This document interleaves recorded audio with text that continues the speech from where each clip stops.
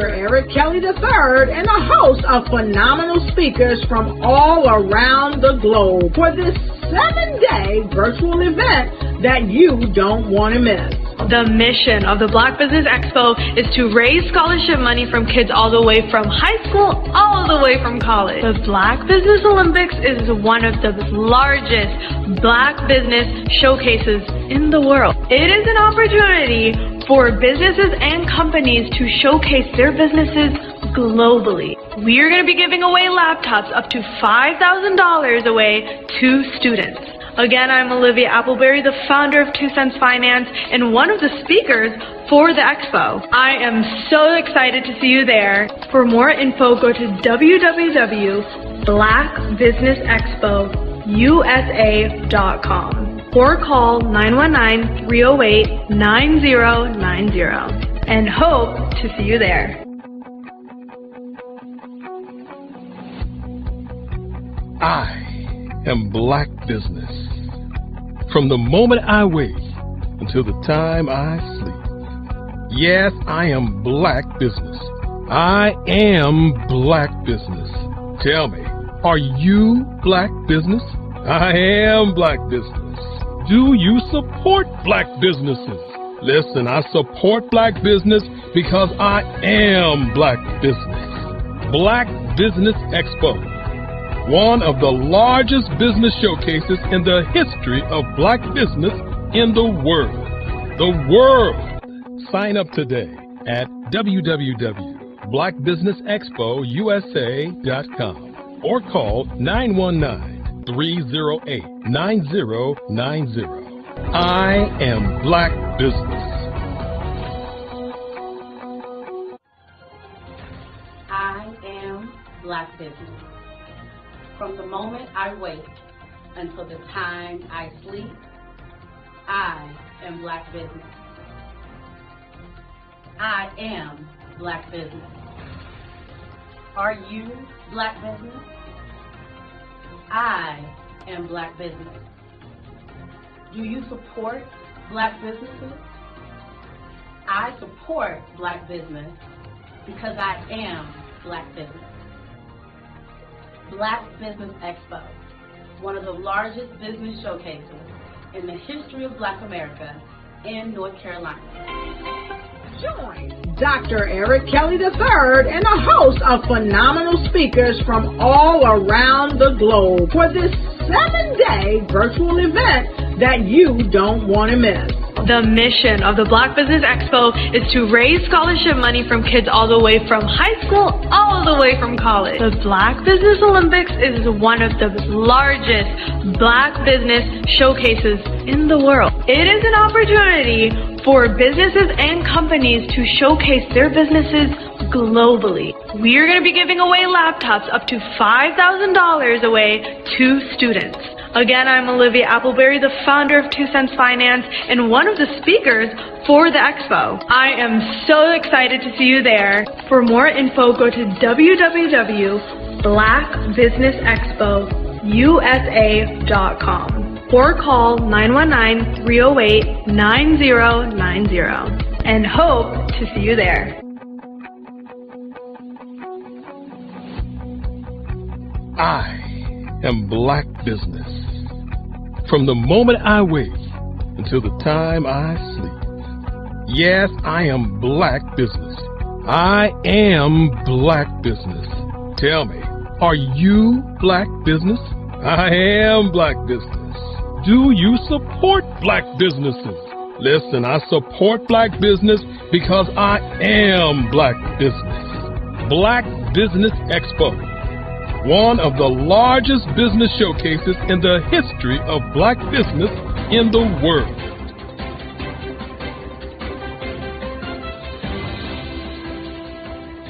Over the past few years, we've seen the growth of existing and new initiatives focused on financial inclusion, building global networks, and reducing the wealth gap in response to the idea there's not enough seats at the table.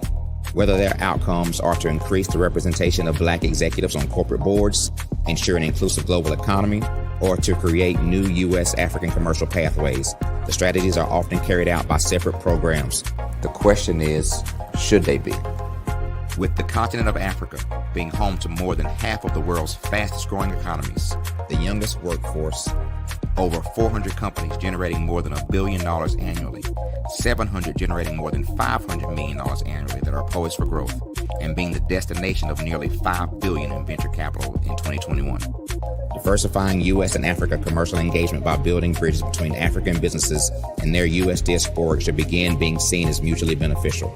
From helping to reduce Africa's enormous capital gap to catalyzing two-way trade opportunities, the COVID-19 global pandemic hopefully has taught us that global challenges and opportunities are more interconnected than we thought. During the pandemic, African companies like Unicorn Flutterwave, insurance provider Reliance Health, ride-hailing app Yasir, and 54Gene, the continent's first bank of DNA on people of African descent, proved that when African companies have access to networks, capital, and information, they grow big, grow fast, and create solutions that are valuable to the world. This is why Be Direct was created. We are the first U.S.-based but African-centric board preparedness and board search company designed to connect U.S. Black talent and corporations to African businesses. Unique and fundamental to Be Direct's success is our process of helping board candidates adapt their experience and networks to an African context before they're connected to high-growth companies that are looking to locally and globally scale. From our focus groups with African business execs and government leaders, we don't ignore the sentiment that business is easy, but people are hard. Having a pool of board candidates with hard-to-access networks and extensive experience across the business lifecycle, including successfully raising capital, is table stakes for an initiative like this. So yes, we have that. But corporate or entrepreneurial success in the U.S. does not guarantee success in Africa. Developed alongside industry partners on the continent, our training program, Be Direct Prep, is designed to transpose their experience to create cultural comfort, understanding, and a commitment to helping businesses in Africa scale. Our board governance sessions are African, continental, and country-specific, integrated with cultural awareness and dexterity training, masterclasses led by African industry execs, and mentoring and coaching from African continental-based facilitators. But even more unique to Be Direct Prep, we cap off our training program with an immersion trip to help candidates that have not been to Africa before see and feel Africa's complexity and opportunity from African soil. We all know traditional network-based board placement has historically left a lot of us out of ever really being in the paid board pipeline. Our strategy supports the work of many great organizations that are successfully filling seats at U.S. board tables by creating more tables for those that are still left on the sideline. It's time to start seeing the role and value of U.S. Black talent and businesses on the continent of Africa differently. Old perceptions and habits limit economic inclusion. Let's transition Black talent and the African businesses they will support from the periphery of the global economy to its core. Living in a global lockdown, we all know now how fast local and global economies can change, and see the value of having businesses that hire, strengthen local value chains, and even grow globally. Status quo in any form holds back progress. We must democratize U.S.-Africa commercial engagement by socially and economically connecting cultures that have long been disconnected. It's time for Africa's U.S. diaspora to redefine their global value by helping African businesses scale continentally and globally.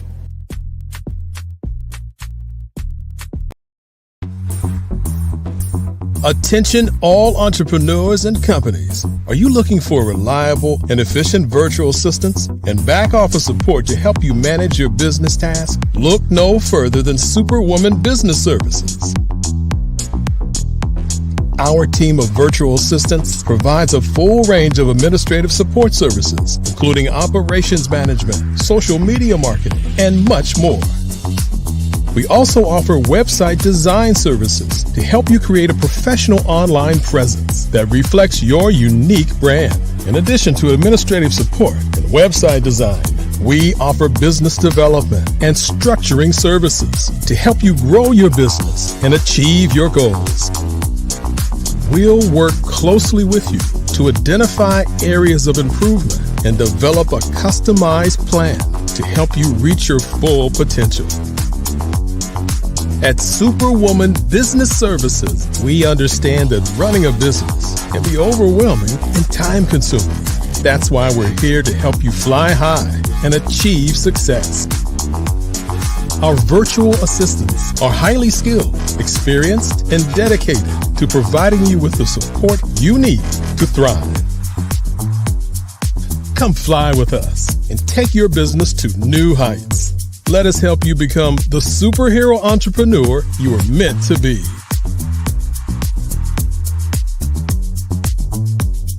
Contact Superwoman Business Services today to learn more about our back office support services.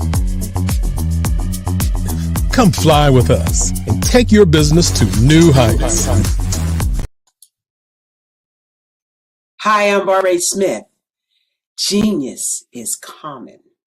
My genius is executive coaching and professional corporate training. As the master executive coach and corporate training ambassador for the Genius is Common movement, I help business owners craft their stories in such a way that you know exactly what they do, what they have, and what they bring to the table. Many times as business owners, we are asked, so what do you do for a living?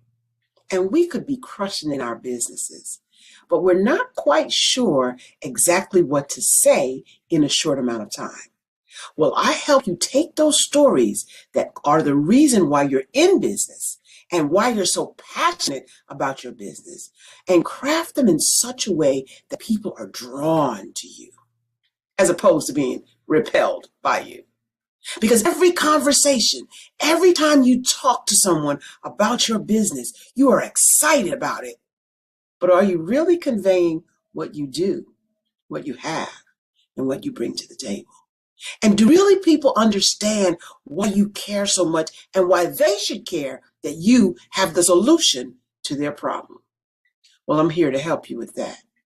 As a master storyteller, I can help you with your stories and spin them in such a way that they are intriguing and fascinating. People want to listen to you talk about your business. That's why at the Genius is Common movement, I am the master executive coach and professional training ambassador. That's my genius. And genius? Oh yeah, it's common.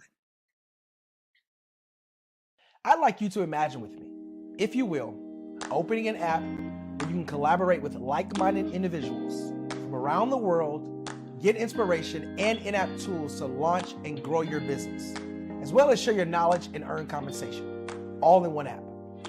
Well, the name of that app is Truso, short for Truly Social.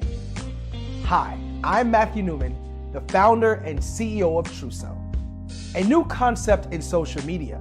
Truso is designed from the ground up to be a platform that's both social and empowering for all its users. How exactly do we do that? I'm glad you asked.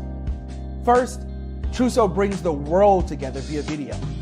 Psychologists assert that video provides a significantly more effective connection than audio only.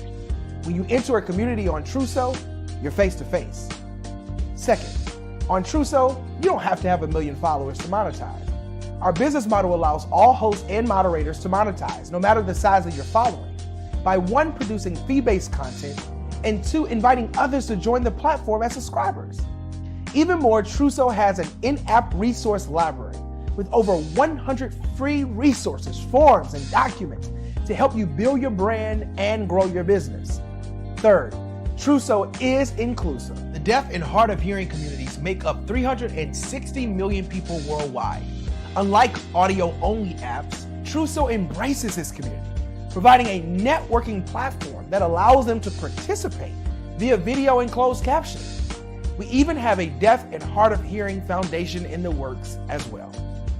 Fourth, Truso is both social and safe. We refer to Truso as a virtual extension of the beauty shop, barbershop, and brainchild of the community. A place where there's laughter, along with wisdom, growth-oriented conversation, and genuine connections in a safe space. Truso even has proprietary security to ensure we maintain a safe environment for everyone. Where are we at now? Truso is live, y'all. We've launched in beta and we're acquiring users daily.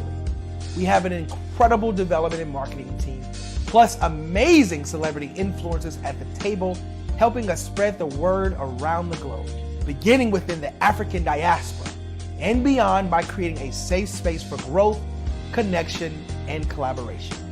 We're truly excited about Trousseau. We've created something special for which there is a global market. And we invite you to embark on this journey with us as a shareholder. The future for Trousseau is truly bright. Join us and let's go there together.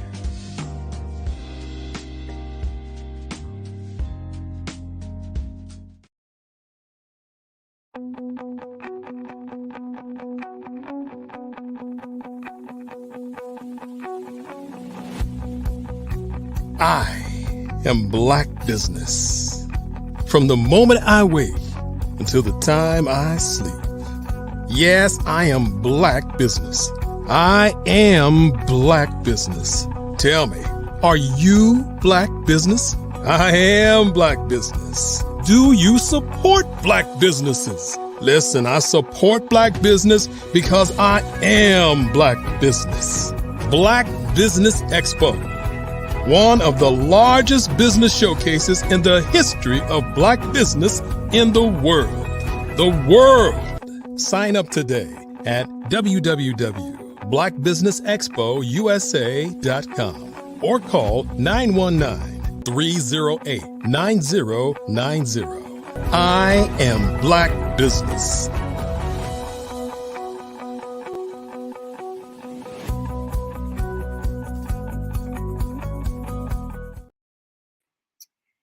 Good afternoon, business owners, entrepreneurs, thought leaders, and corporations. Welcome to the Black Business Network.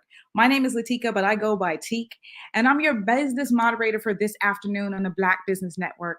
The Black Business Network is a 24-hour business network showcasing Black businesses, Black owners, entrepreneurs, and thought leaders worldwide. We have speakers from North Carolina, London, Singapore, Africa, Japan, and cities all over the United States. The Black Business Network is a global community. It's sharing its business knowledge to empower, inspire, and educate businesses about business.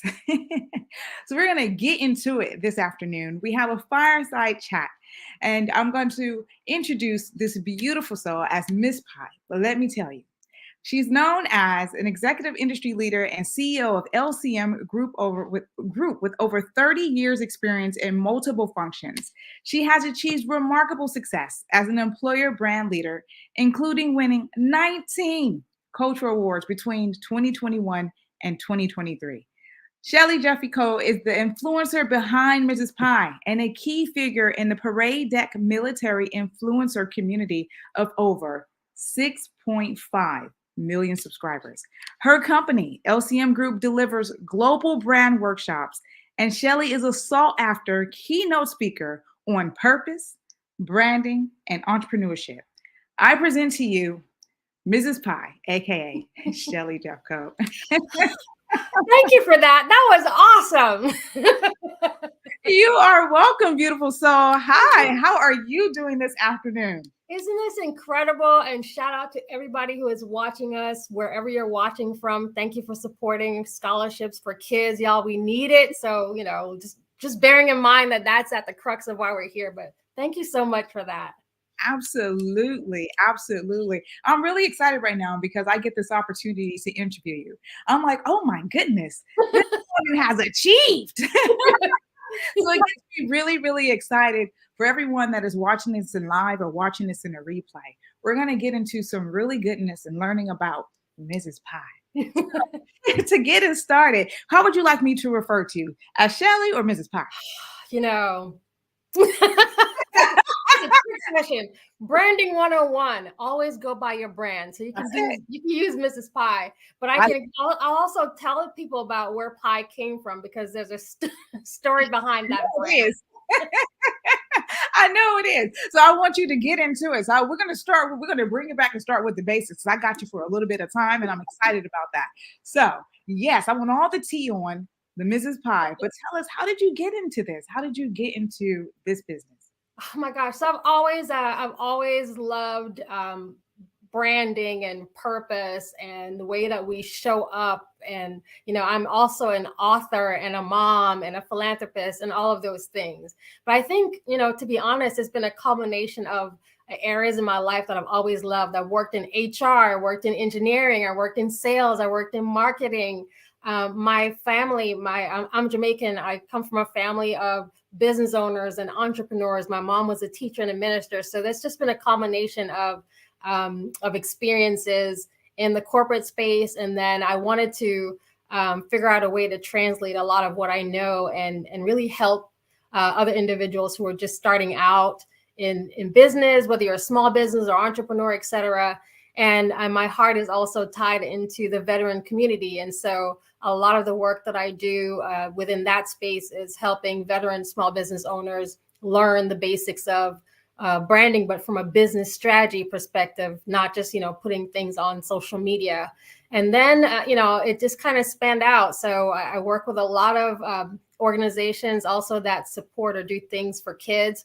I am one of those rare birds that I have multiple personas, meaning I do multiple things. I have a full-time job and a company, and they're both very successful. So I'm just pulling together all of the experiences that I've had, things that I've learned the hard way, lessons learned, failures that I've had, and teaching people not to kind of repeat that behavior and helping any way I can.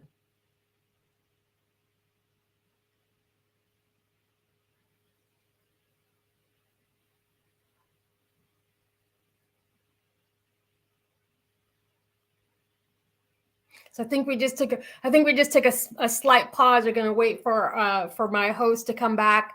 And while she's while she's coming back in, for those of y'all who are watching again, just a reminder to please visit blackbusinessexpousa.com and learn about the scholarships. As I meant, I'm an advocate. So again, I just want to make sure that we are driving people to support our cause, y'all. That's why we're here. That is it, Mrs. Pye. Apologies. We got this internet thing happening, but I'm okay. We're hearing all the energy, right? Yes. Well, that's what matters the most. So I'm sure the people heard you speaking about something amazing about how you got into the business. And I guess what I want to kind of hear from you right now as well, if you haven't already said it, is what motivated you? Because I know everyone has a story behind the story. And so it's good to kind of hear what got you into the flow. Like, what was your biggest why? What would motivate you? So Pye actually originated, the brand Pye, Proud, Inspired, Empowered. So that's the actual brand. And Pye was actually launched in 2022, April 1st, 2022. This is how crazy, because I've been at this thing for a long time, but it really formally launched then and kind of took off faster than we imagined. But Pye was, as a result, as a mom, I was responding to things that were going on with my teen daughter. And I wanted to create messaging and a language, because again, branding is my thing. So I wanted to create messaging and language that she could use and her friends could use. Y'all remember all the things that were happening in 2020, right? So I wanted to, provide that kind of support. So we have journals and we have affirmation guides and, we have podcasts. We have a lot of things that are going, but it really started, I was looking as a mom, like, this will save my daughter's life. So that's where Pye started. And then LCM Group as an organization, LCM actually stands for Learn, Coach, Model. And Learn, Coach, Model is something that I had put into practice for a long time. So if you've ever worked me as an exec, I always close, I do everything in threes. And I always talked about, what did you learn and how can you coach your teams and how do you model the behavior? So that's the genesis of the company. But it's really been an incredible journey. I'm excited about where we're going together, trying to help other people lift and grow. But that is the story. And I'm a West Indian woman. I'm Jamaican, proudly and happily. So anything, we believe anything we start, we'll finish, and all those things. But essentially, that's what Pye is. I love that. I love it's so much that you said in that I can unpick, but what I loved it, and so the core of it is, you started with that language between you and your child. And I think that's so important when we're communicating with, especially the younger generation, because they have a language that we need to make sure that we understand, but also in supporting them on their elevation. So I love what you were saying about the affirmations and really just giving and empowering. We started with your daughter, but now look at look at now how it's thousands and thousands and it's global. exactly. And I love that. So can I ask you, so what was this your first business, or what was your No. first? Right. Okay, lesson number 1 in entrepreneurship. It's okay to fail. Okay, so we'll come closer because we're all friends. Back in the day, I had a clothing company called Stush Label. I was in Nashville, Tennessee at that time. And I was even on the local television channel, because it was at that point, this is like 2002 or so. My husband would have to remind me now of the years, but it was a big deal back then, y'all, because I was in Nashville, Tennessee, and I had exited my engineering job and I was going to go into fashion. Right. And my first real job, like where you actually get a paycheck from an organization, was with Macy's. I was in their buyers program in New York City. So many moons later, I was like, I love fashion. So I'm just going to be a designer. And it failed, but I loved the experience, because what I learned was that I love fashion. I love earning money so I can pay for fashion, but I don't necessarily want to manufacture fashion, but it was an incredible journey. So that was the first real business, where I actually made some revenue. I made it from that. And it's just, for me, it just felt like it wasn't the right time. And I did learn about sales and marketing. So some of the things that I'm using even today, some of the things I used in my corporate career, but what was missing, what was missing, Teak? There wasn't any purpose behind it. And I was just about to ask you that, because see, I was like, well, fashion, she looks fabulous. So it's okay, it's still fun. But, and I guess for anyone that's watching, when they hear about people starting or having multiple different businesses, et cetera, and that whole fail forward is, it should be motivating. And so yes, what you were learning, I guess I want to ask you about that a bit more deeper, in terms of, if you had to take, say, your first 2 or 3 key points from what you would have learned from that business and how it moved into this, what would you say that is? First of all, it's you need a community of support. I was doing it by myself. I had the ideas. I had somewhat of a quasi plan. I'm going to make clothes that I love, right? It was all I centered. And so there was no community. There wasn't really a strategy, and it was me centered. And so the idea that you're going to build a business just because you have an idea and a vision, it doesn't necessarily translate to what the needs of the market are, or what are your clients looking for, or what is the thing that you're trying to do? What's the gap you're trying to fill? And I didn't know at that time that you needed more than that. This is before social media. Now I'll have a lot of people who go on TikTok. I can sell something from Sheen. Okay. It was very, very different there. In order to build something that's sustainable and long-term, and a business that actually generates revenue, and, you're pouring back into the community and you're establishing certain things. If you're trying to set up generational wealth, we all talk about that, and you're looking for some kind of longevity, you have to actually have a strategy. You have to understand your clients. You have to fill a need. Otherwise, it's just a side hustle, and I'm not doing a side hustle. but I had to learn that the hard way. And once I learned another lesson I learned, because I had the opportunity of being interviewed on live television.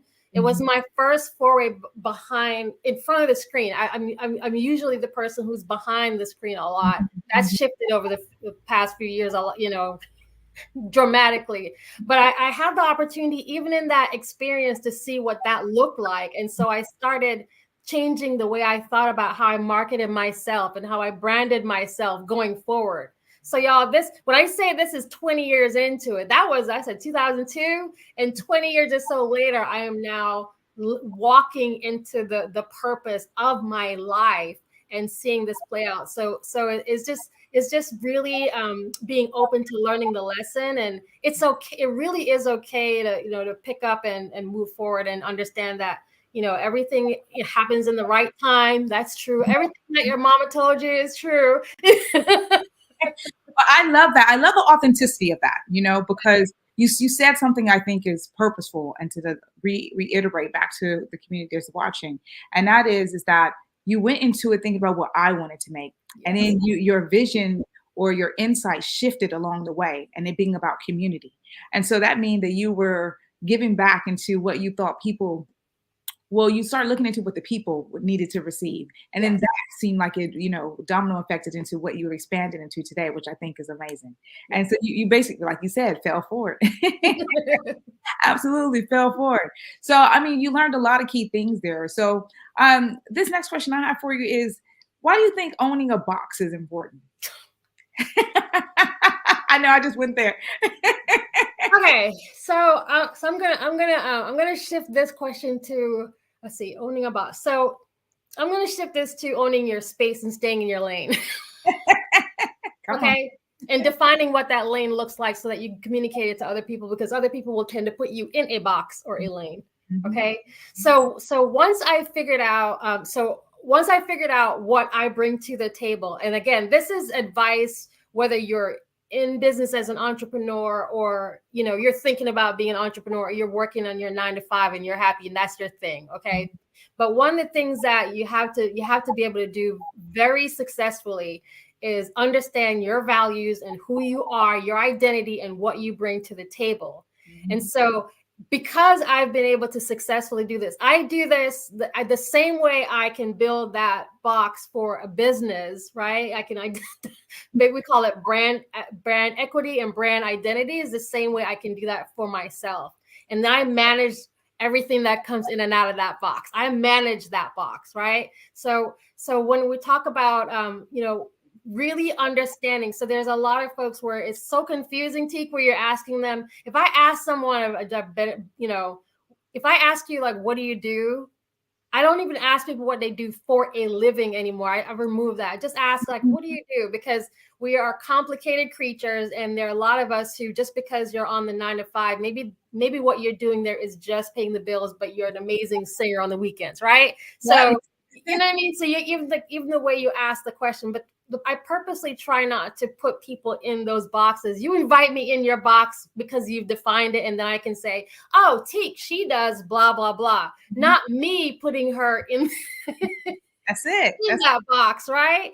So that, it's just setting up the parameters. And I mentor and coach. I've always mentored students, kids, adults, always. I think that's just part of the heritage. My mom was a teacher, so that's something that I've picked up, and I have siblings. That's just the way it works. But I've always had this same conversation about being mindful of this box that you're putting yourself in, because once you tuck yourself in, you're not going to be able to get yourself out of it. That's it, isn't it? And it could be quite limiting when you put yourself in. Because people, like you said, we're multifaceted. There's a lot of different areas and parts to us. So I love that. I love the way that you broke that down. But you touched on something right now that I'm about to get into, and that was about mentorship. Yes. And I can already see it's in your path. Look at you glowing. So, you talked about being siblings. I wonder, how old is she? But so why is mentorship to you so important? I know we got the experience of family, but get into it. Yeah. So mentorship works both ways. So I have a lot of I have folks that are formalized mentors, meaning we've established, once a month, 30 minutes, whatever that is, right? So it's formalized. And I also have a lot of folks who I mentor people through another organization called Mentors of Color. That's just one of, all right? If you ever see me on social media, you'll see I'm everywhere and nowhere at the same time. But mentorship is really important for a couple of reasons. One, I mentioned that my mom was a teacher. So a teacher in Jamaica isn't like a teacher here. It's very different, where you're managing multiple levels of students' classroom. You're not just in one classroom for the whole year. Mm-hmm. And so I grew up in the environment where I watched my mom mentor other people's kids. So she would be pouring her expertise, her skills, not just coaching, right? But she had a relationship with, and also not just students, but also parents. And so it just became natural. I benefited from mentorship all throughout my corporate career. I have amazing mentors. I have mentors that I've, kept the relationship. It's been many, many years, and we've shifted from being mentors to them being sponsors to me. Sponsors mean that when they're in a room, if there's an opportunity, they're gonna call my name and bring me to the table without me having to physically be in the room. And so that's the trajectory. But as a mentor, I really genuinely want people to win. I genuinely want people to succeed. It's just, you know what I mean? It takes nothing from me, to pour back into someone. And by the way, it works both ways. So I learn a lot from my mentees, and they learn a lot from me, And so when I talk to people about mentorship, I advise them to do it, to have three, at least have three. And this is the three you want. You have one mentee who is where you were. So someone who's younger, okay? You're giving back, right? You want one mentee who is where you are. So where you are, again, the job title, it could be a peer on your job, it could be someone in the community, etc. And then you want a mentor who is where you're going, right? So wherever it is you're going. So it's, again, it could be one level up. I'm just making this up, right? One level up, or it could be a senior leader somewhere else. It could be another entrepreneur, and that's how you're getting the mentorship. And so those are those three. And you don't always have to pay a mentor. I'm always, curious when people are, offer that up, to be a mentor. I'm not paying anyone to be a mentor. There's a lot of folks already in your life that have the expertise. And can I just tell you, a lot of us overlook those relationships, right? Because they're looking for, I want a mentor to be the CEO of X organization. Yes, so does 3,700 others, but there are people in your life who have shared experiences that don't mind committing to the time as a mentor to help coach you through some things. And so look for the mentors that are already around you. You don't have to, go pay money for someone to do that. No shade to folks who are accepting coins for that line of business, but for those who can't afford that, there are other ways to do it. I'm really grateful that you put that out there as well, because sometimes, especially now in the climate that we have post-COVID, and you see so many different types of mentors emerging, et cetera, and people think, well, I can't. They get in that mindset of doing something. And what you're sharing is actually, you just need to look what's in front of you. That's right. You might have these key relationships already there that can support you on that journey. I love that. I love that, Mrs. Posh. I just need some tea now. But so, when mentorship, and you think about what the people that you already potentially have around you, and I think that leads me into, sort of on the journey, education. So what would you say, or why would you say education is so important as well? So again, something else that we grew up. So my home country in Jamaica is not set up. The social system isn't set up the same way as it is in the U.S. And we were raised knowing and being taught that that's the one thing no one can take from you is your education. Okay. So investing in that. And I mean, investing your time, your money, tutoring, whatever it is. Education is the one thing no one can take away from us. And so, I, as a mom, I have two beautiful, beautiful daughters in my life. And as a mom, I invest that same level of commitment to education as I would in anything that is a priority. And so, I was always okay being the nerd. And quite frankly, I'm animated now, but I am a library nerd, sit in the corner, quiet type person. Okay. I'm most likely to be found in our home. We're lucky enough to have a little space called library, and I'm most likely to be found there if I'm not working. Like, that is my thing. I love that. That is my thing. But it's just important for us, especially, let me just talk to those of us who are over 50 like me. Okay, I'm 51, and you have to keep thank you. You have to keep learning. Technology has brought on a lot of changes. You need to be, you really do need to keep up with what's happening around you. Why? Because your clients are changing. If your clients are changing, that means your competitors are learning more. The market is changing. And so you do really need to put some time into educating even yourself as a business owner. Maybe you're not a business owner. Maybe you're someone who's been in the same job 20 years. Congratulations. But even you still need to, you still need to educate yourself so you can, get the next raise and be competitive within your own organization as you think about your personal and professional development. So education is just something it's a must and a given, because like I said, that's the one thing nobody can take away from you at all, ever. That is so true. That is so true, Mrs. Pye. You dropping the gems. Thank I you. hope you guys are receiving everything that she's telling, because this is experience. And you learn, well, you model success, isn't it? So you're teaching people things are key ways so that they need to be looking into how to, move through their journey purposefully. So I love it. I love it. I love it. I love it. And that sort of leads me into, like, you've said a few things so far, and you went back into what moms has done, and then your experience as being in your sibling group and mentorship and what that means to you. So it gets me to the question of like life experience. And do you feel that plays, a significant role in success? Yeah, absolutely. Because you're bringing all your baggage to work. Okay. And work could be, again, in an office, not an office, outside, whatever it is, right? You're bringing your life experience with you every day. So here's what you have to do, okay? Sometimes you have to unload that bag before you walk in that door, because you don't necessarily need to bring all of it to the people around you. People don't know what to do with that energy or that information or that experience. It also really impacts your perception on what's happening around you, because I bring in a certain experience, right? So I had a just saying this, like, you might have had an argument with your spouse, and that created a negative experience. And now you're bringing that attitude into work, and now everyone, right? Now the rest of us are getting that the response that you wanted to deliver to your spouse. Now we're getting it. So just like you, our life experiences play a role in how we determine our priorities, where we spend our money, how we treat money, where do we see ourselves? How do we create a vision for ourselves? Back to being, back to what we're all saying, generational wealth. Well, your life experience might impact that. There are a lot of entrepreneurs who are the first ones in their family to be entrepreneurs.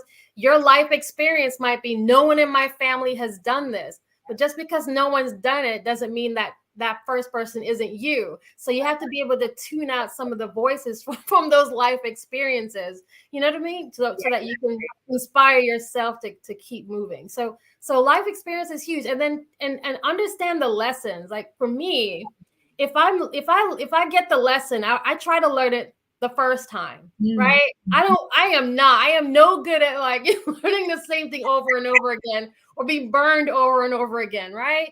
Once you learn that lesson, okay, I receive it, I learned the lesson, this is how I pivot so I don't repeat that behavior. Or maybe, it was in my response, not that person. That's a life lesson.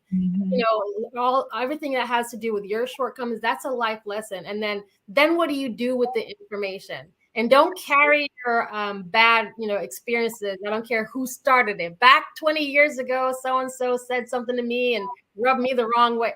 Please leave that baggage, drop the baggage, because that's just going to hold you back from moving. It's just going to slow you down. So drop those things so you can move forward. I love that. But that goes back to your point that you were making where you were talking about failing forward as well. Yes. Right. So looking at where you are, learn from that experience and then move forward. Take what you need and leave what you don't need. Right. I love that. I'm going to borrow that. So that brings me into something else then, because we're talking about, life experience. And I think that, when people think about their journey, they, like you said, they're bringing their whole self, isn't it? So when you think about some of the pitfalls, and even maybe for some of the pitfalls you may have had, what would be some of your suggestions for people to avoid? Oh my gosh, mindset is the first one. Okay, I've always been a positive person, but for a long time, I was surrounded by negative people. And I started to believe what they were saying about me, not things that were true about me. This is something else I share with my mentees, okay? I absolutely don't believe anything that is not true about me. And I know what's true about me. I actually have a list. Okay. So I know. So for example, I know that I'm organized. I know that I'm capable. I know that I'm talented. I'm not worried about, when we had on social media, especially, people were floating around all different terms and texts, y'all. You go on LinkedIn every week and there's some kind of ism or something that we're supposed to have had, right? Some kind of shortcut. I don't believe in any of that. I believe that I'm capable. I believe that everything that I need will come to all of those things. And so that's mindset, but that's maturity. So if I didn't allow myself to pull away from. And again, sometimes negative people are in your family. Okay, who am I talking to? All right. So sometimes you have to change the environment that you're in and stop listening to some of those voices and really start believing what's actually true about me. So it's not true if you start thinking to yourself, I don't deserve to be here, unless you actually don't deserve that job, because there are some of y'all, okay, you know who you are. You've taken a job and that was not the place that you were supposed to be, but you did it anyway, right? That's different. So it's really that mindset is absolutely everything. Believe what's true about you, and the rest of it is just noise. That's the first thing. I think something else that I had to learn is I didn't realize this, that the more successful you become, the smaller your circle becomes. Absolutely. Okay. I saw it on TV. I saw it happen to other people, but I never thought that would happen to me. I think I'm a nice person. Why would I give to everyone? What? But that really does happen. And when it happens, let it happen. Absolutely. Because the downside is I was holding on to people's skirts, please don't leave, and all it did was it kind of extended the time for me to be successful longer than it needed to be, because I was holding on to stuff that didn't belong to me anyway, right? People don't belong to you. So I was holding on to these relationships thinking, but don't do that. But that's another flip side of being successful, is that your circle does become smaller. The good news though is that you will end up being surrounded by the right people anyway. So sometimes, 2 or 3 negative folks get pulled out. And again, these are folks who might be very close to you. Okay. So 2 or 3 negative folks might be pulled out and one amazing person, takes the place. So don't let that stop you from marching towards your own success, but just know that you need to be prepared that circle is going to shrink.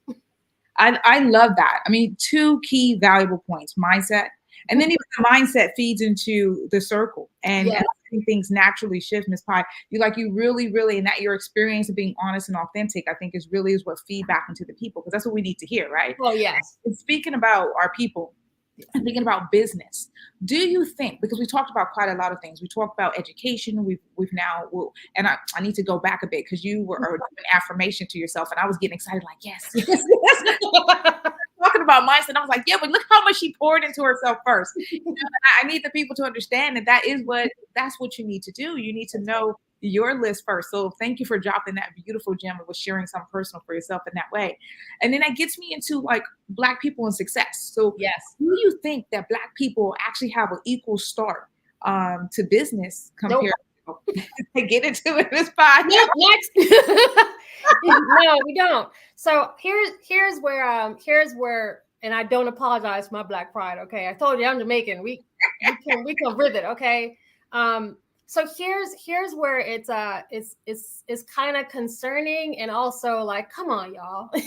We are the most creative visionaries that exist, in my humble opinion, on this planet. Okay. And I think what we've allowed to happen is that we've allowed other voices to tell us, and environments to tell us, and situations to tell us, and systems and processes to tell us otherwise, and we believe it. Right? And so there is a point where you have to realize. So when I look at all of the things that are available in the United States for someone who is Black to start a successful business, and I compare that to my home country, y'all don't know how good you have it. Oh. Right? So I think about that. The difference here in the US is that the way that the deck is stacked is just stacked differently than it is in other countries. But there is so much opportunity within the community, within the Black business community, to support each other, to go after clients where you don't feel like you're fighting amongst each other, for sisters to support each other. You know what I mean? There is so much opportunity and talent that's available within this space. But the truth is, no, it is definitely stacked differently. I mean, I don't know if you go on Twitter. I mean, I last on social media. I've limited it because I don't even want to hear the noise of all the things that people are telling me that I can and can't do, but other people can do it, right? 100%. And I guess the other part of that is just thinking about the changes within the decades, from 20 to 30 years ago until now. I mean, you're talking about the differences. And do you feel as if well, I guess I can reframe that question now for you. You already were like, no, Teak, no. So like thinking about going towards the future, and about platforms such as this, do you think with this sort of platform and other platforms like it, how would that role be for Black businesses? Oh my gosh. Okay, let's just think about this. So earlier today, I was honored to, and I want y'all go back and watch the replay. Black Expo that was launched many moons ago, and you guys can go back and see what I'm talking about the leader there. But just pause for a minute. That we have the Black Business Network. Okay, you have business leaders, thought leaders, owners, entrepreneurs, everyone, students, everyone, right? You have literally, and Dr. Kelly literally has an ongoing cycle of Black businesses coming on the platform, pitching their businesses. You know what I mean? This is crazy. Like, I don't think people understand how amazing this really is. And so for those Black business, and I'm also a member of the Atlanta Black Chambers here. And so we do a lot of amazing things. We train the community, we train business, all of those things are happening. And so just to pause and look at where we are right now, y'all, come on. We're literally on TV everywhere, on social media everywhere, going in full cycle, 24 hours, all day long. So it's not necessarily that, yes, the decks are stacked, but that is, at some point, that does become an excuse. You want to move around the deck? I'm going to move around the deck, right? So there's some folks, again, here's the difference between someone who is a visionary and someone who just has a dream. Okay? I'm a visionary, and I execute on that vision. I can make it plain. I have a strategy, right? I put some things in place. I have processes, and I'm marching my way through whatever my long-term goal is. There are a lot of people who have dreams who is just a dream. They haven't woken up yet, right? And a lot of dreamers, they have these ideas of what it should be, but opportunity doesn't show up that way. So here's a great example of opportunity showing up for me. This is my testimony. No one told me to say this. I'm gonna go ahead and say it and put Dr. Kelly on For Real Blast and Black Business Network. Okay, y'all can put this one on TikTok. Here's my testimony. So I was supposed to come on and do one show earlier this morning. I had the 8 a.m. slot, and I came on. I talked about brand and business. The opportunity came up, and I was asked, hey, do you want to stay and take the next slot? I have never been a moderator. I have never been on this platform. This opportunity to join this platform today came from a woman named Edie Clark. Okay, Edie Clark, who I met through the Atlanta Black Chambers through a whole nother connection. Again, I'm just walking you through it. So I show up, I do my 30 minutes, and Dr. Kelly asked me, and I'm like, of course. That's what opportunity looks like. A lot of people would have looked at that and said, I'm not prepared. I don't want to do it. I'm too scared. Not me. I know opportunity when I see it. So because I know opportunity when I see it, I'm on the second show, and I'm giving it my 178%. 1,000. You're giving it 1,000, Miss Parker. Even 2% for me. Okay. So I've got the second show, and then he comes back and says, hey, do you want to do this one? Yes, I'll take the third slot. And then here's Teak interviewing me on the fourth and fifth slot. Right. That's opportunity. That's responding to opportunity. It doesn't show up in this beautiful black bow like people expect. The dreamers expect it. Because we're visionaries, Teak, we can see an opportunity and we jump into it. That's it. Oh, okay. Come on, my cheeks are frozen. I'm like, yes. It's like, yes, come on, Miss Pie, drop it. Absolutely. What a testimony, though, and what beautiful way to evidence how quickly things can happen through your life. When your life can change just like that. Do you understand? Just like that, your life can change. And for me, I knew it when it was happening. The moment it was happening that something has shifted for me, and I'm gonna ride this out. I don't care what they ask. I'm gonna show up and give my 1,000%. And here I am. And being interviewed by Teak. Can I just Well, first of all, I'm enjoying all of this. And if I could keep you here for forever, I would. But I would. I might have to think about maybe the 7th slot. No, but I'm really, really, it's been like a really, really big pleasure. I just want to, before we conclude, two things. Because that was so motivational. And I was going to ask you a question about your closing motivation on this, but you gave such an amazing testimony, which is so authentic and so real in real time. Yes. That everyone who's watching this and watching the replay, if you haven't digested what has been said by Mrs. Pie herself this whole way through, but she showed up for herself. She opened up the door. She's a visionary. And then one opportunity after next continue to happen. And I just think that's amazing. So Ms. Pie, how do people get in contact with you? I mean, you're impacting, thousands and thousands, y'all. We got a big shout out in the Voice newspaper, which is the largest used newspaper in the UK and Africa and the West Indies last year for the work that we do through LCM Group. So again, we're making impact. But if you go to learncoachmodelgroup.com, you can find out more about our website.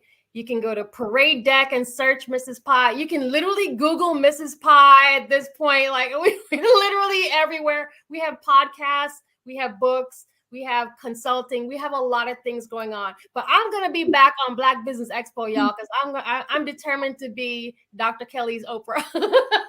Listen, what you've heard here this afternoon, Mrs. Pie is already manifesting her truth. I believe that with my heart, mind, and soul. Okay, it has been amazing to interview you. It was my pleasure. I love talking to you. Thank you so much. You are so welcome, beautiful soul. Have a beautiful rest of your day. And as you always say here on Black Business Network, genius is coming. That's right. Oh my goodness, beautiful souls. The Black Business Expo is a mission to raise funds for high school seniors going to college from K through 12 entrepreneurs. This expo is a fundraiser for students.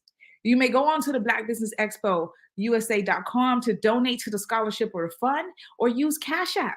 That's on the screen below. It should be somewhere on the screen as the $ BBX USA.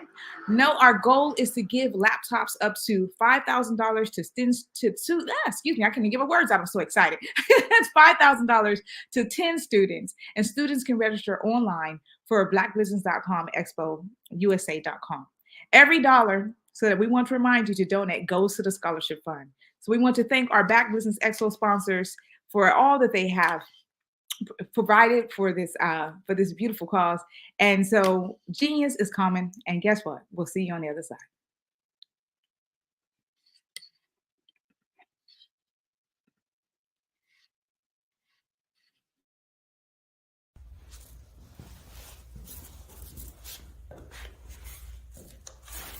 How you doing? I'm Rodney Allen Rippey. Yeah, the child actor. Well, now leading man. Some of you might remember back in the day, the Harlem Globetrotters popcorn machine. Remember that? Well, it was a Saturday morning special that would come on, and I was there with Geese and Tex and Meadowlark Lemon. Remember the show? Well, I had a great time. And I have to say a huge, huge thank you to all my fans out there. Thank you for all the years of support. I went on from the entertainment industry. I started getting into producing and directing. And now, hey, here I am. I'm a studio executive here in Burbank, California at 2526 Studios. I have to say, it's been pretty good, but the best is yet to come. Please stay encouraged. Keep reaching for your dreams, and never forget that genius is common. Remember that. Genius is common. No matter what anyone says to you, no matter how tough the road may get, keep striving. Keep reaching for your dreams. And always know that you are worth it. Everything that you put into yourself, everything good that you pour into your life, you are worth it. And when the times get tough, when things don't go exactly right, it's okay. Dust your shoulders off. Stand up strong. And remember, genius is common.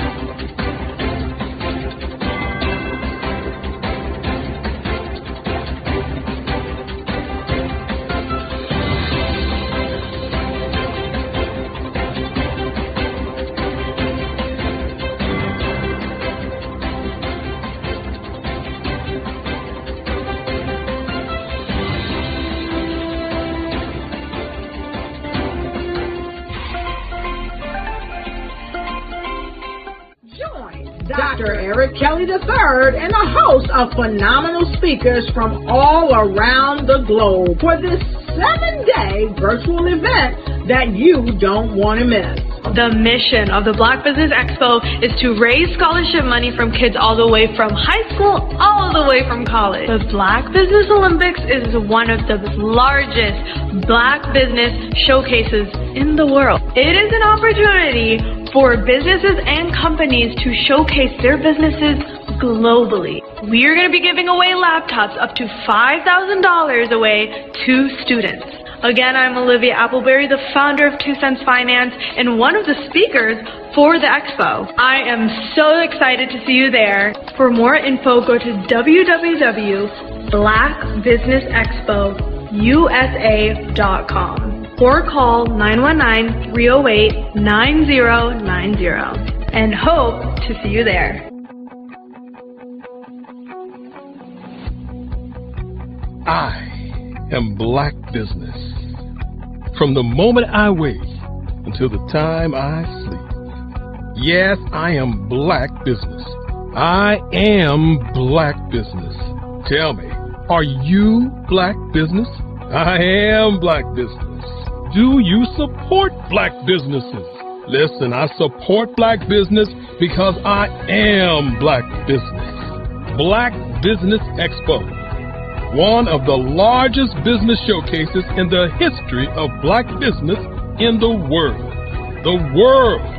Sign up today at www.blackbusinessexpousa.com or call 919-308-9090. I am Black Business. I am Black Business. From the moment I wake until the time I sleep, I am Black Business. I am Black Business. Are you Black Business? I am Black Business. Do you support Black businesses? I support Black business because I am Black Business.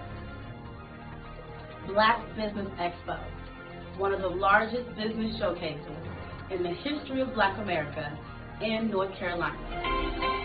Join Dr. Eric Kelly III and a host of phenomenal speakers from all around the globe for this 7-day virtual event that you don't want to miss. The mission of the Black Business Expo is to raise scholarship money from kids all the way from high school all the way from college. The Black Business Olympics is one of the largest Black business showcases in the world. It is an opportunity for businesses and companies to showcase their businesses globally. We are going to be giving away laptops up to $5,000 away to students. Again, I'm Olivia Appleberry, the founder of 2 Cents Finance and one of the speakers for the expo. I am so excited to see you there. For more info, go to www.blackbusinessexpousa.com or call 919-308-9090 and hope to see you there. I am Black Business.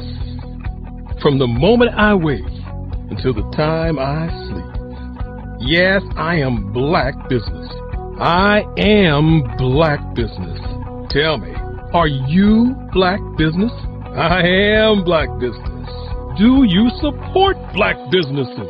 Listen, I support Black business because I am Black Business. Black Business Expo, one of the largest business showcases in the history of Black business in the world.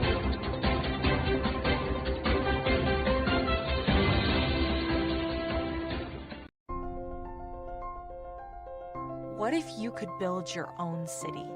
A place where every child can find nurturing people to help them achieve their full potential. A place where every adult can access job training support. Where health education is abundant. Where social justice ruled the land. A place without limitations. Welcome. You have arrived at STEM City USA. It is what every city should be. A safe and trusted community where you find people and resources to help you become everything you are and beyond. STEM City is unlike anything you have ever experienced. It is a digital twin of the world around you, only better. STEM City is about energy and soul renewal. It is more than a digital world. You can almost feel the power of live cultural events, music, and theater. STEM City promises a better future for children with caring mentors and hands-on activities with dedicated tutors to support our youth. STEM City is your passport to a healthy lifestyle with weekly events addressing our community's many issues.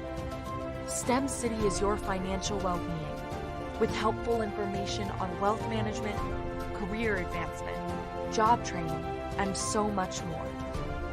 STEM City is the community you deserve. It is the city where your dreams can come true. STEM City USA, a place in the sky that is accessible to all who reach for the stars.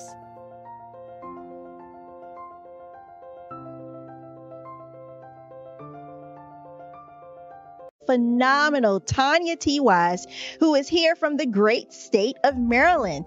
Tanya, welcome and thank you for being with us today. Can you indulge our audience a little bit and tell them just a little bit more about who you are and what it is that you do? Well, I love being able to talk to people and have a magnetic attitude, being able to just show them. So I always like to say, level up is Coach at Tanya T. Wise here. So can you tell our audience, just give them a teaser about what your presentation will be about? So my philosophy is that we should all be living our dream life. So tomorrow I'm going to talk about how you start living your dream life. What are some of the things that you thought about in your childhood that you just kind of let go and dormant? Wow. And I want to reignite that and just give you some pointers and some tips, some tools, some strategies to be able to start living your best life now. And guess what, Rhonda? And leave an inheritance for your legacy. Oh my goodness. Okay, I know that's resonating with a lot of people. I've heard that you have a dynamic coaching program. Can you tell us a little bit more about that? Absolutely. So our coaching program help people that have the lack of time, that lack strategies, and lack the confidence to go after their dream life. So we help them implement tools, we help them implement strategies, as well as give them resources so that they can live their best life now and leave that inheritance. Wow. Oh, I love that. I love the leave the inheritance part. Listen, you are dropping some major nuggets, and I know a lot of what you're saying is resonating with a lot of people, but I think we're all curious. How did you even make this transition into the speaking and coaching arena? What's the story behind this? So I started out in finance, and I realized that a lot of people don't necessarily go after their dream life because of the lack of finances or the education behind finances. But it wasn't until I lost my firstborn, my only son, that life changed for me. And where I was going after it all, living the corporate life, hit my 6-figure income and living in my dream house with my dream man, driving my dream car. I nearly lost it all when I lost my son. And so I realized it only takes one financial catastrophe that can change your entire life. That's what made me start All New Beginnings. Because no matter what's going on in life, there's a new beginning. And because of that, we develop a program called Wise Minded. My little slogan is, don't just dream it, let's live it. If they want to connect with you or work with you, what is the best ways for them to be able to do that?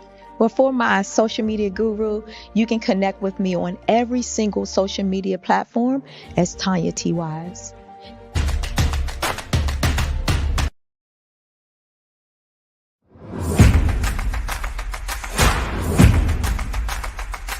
Ladies, if you're a person who continually pours out, you won't want to miss this upcoming event. October 13, 14, and 15 at the Holiday Inn & Suites in Ocean City, Maryland, where we have a power-packed lineup of ladies who are going to pour into you. If you need to increase your impact, your influence, and your income, this is the event for you. Don't miss the power of sisterhood. These ladies coming from around the world to network and connect with you. Don't miss it. How do you get the information? Glad you asked. Go to barbarahsmith.com and click the link. All the details there. Don't miss Sisters Inspire Sisters to Advance, October 13, 14, 15 at the beautiful Holiday Inn & Suites in Ocean City, Maryland. What you know and I know together can change the world. I want to see you there.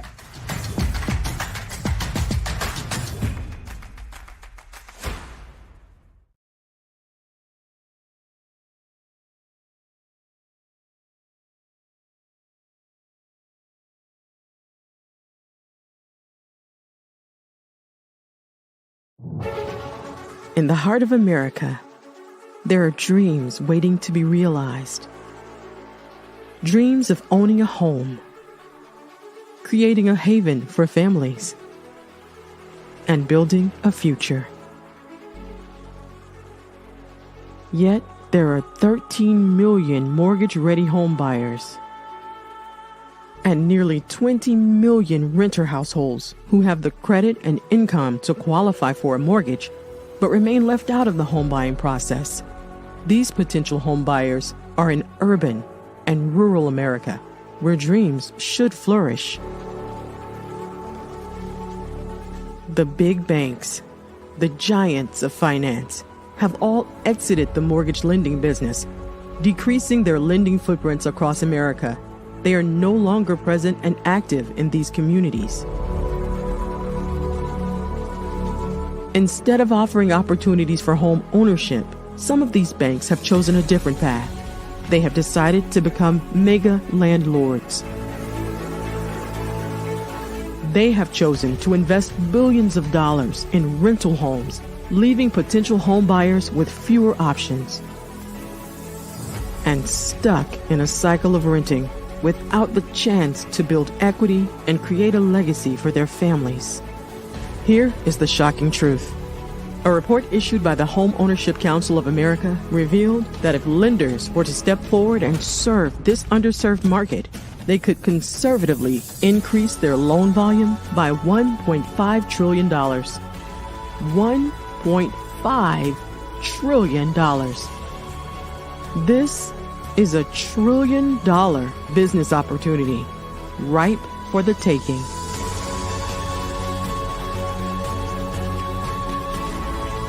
That's why I Have a Dream Home is here.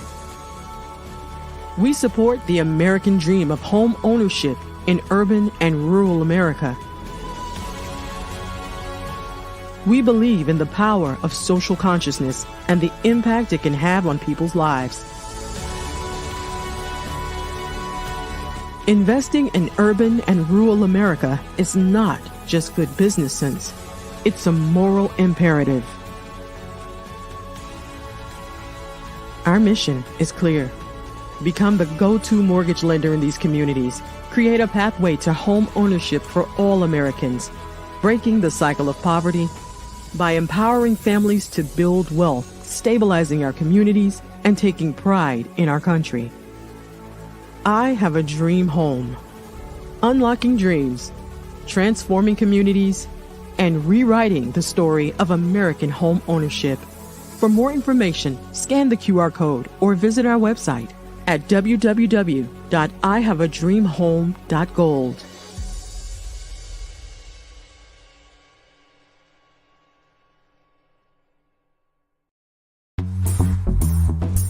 Attention all entrepreneurs and companies. Are you looking for reliable and efficient virtual assistants and back office support to help you manage your business tasks? Look no further than Superwoman Business Services.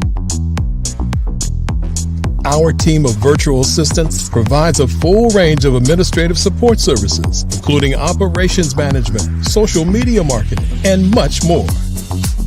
We also offer website design services to help you create a professional online presence that reflects your unique brand. In addition to administrative support and website design, we offer business development and structuring services to help you grow your business and achieve your goals.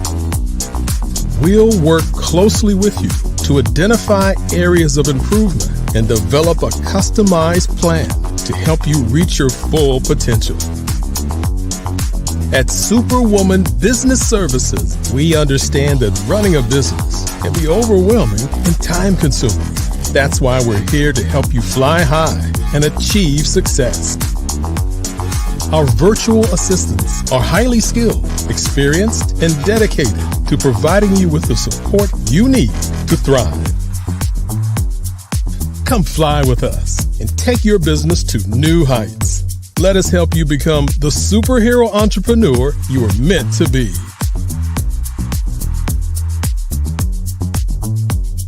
Contact Superwoman Business Services today to learn more about our back office support services. Come fly with us and take your business to new heights.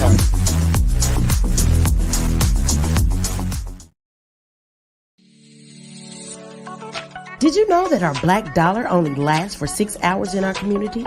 Yet other communities, their dollars last for 19 to 30 days. The Black Wall Street Nation. Black Wall Street Nation. Yes, that's why we created the Black Wall Street Nation. Black Wall Street Nation is a centralized directory available to all black businesses across the world. It was created for businesses like you, the ones that want to start and the ones who have a dream that have already started, such as businesses like Drop in a Bucket Productions, Valito Foods, Sugar Tea Branding Firm, All the Dazzle, Bun Cakeaholic, Miss Riot, and you. We'll have marketing, seminars, and some funding coming soon just for you. So, we want you to come and join us. www.blackwallstreetnation.com. See you there.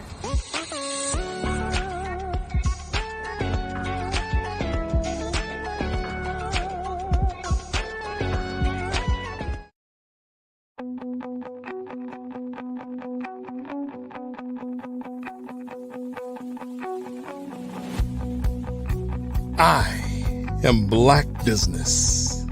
From the moment I wake until the time I sleep. Yes, I am Black Business. I am Black Business. Tell me, are you Black Business? I am Black Business. Do you support Black businesses? Listen, I support Black business because I am Black Business. Black Business Expo, one of the largest business showcases in the history of black business in the world. The world! Sign up today at www.blackbusinessexpousa.com or call 919-308-9090. I am Black Business.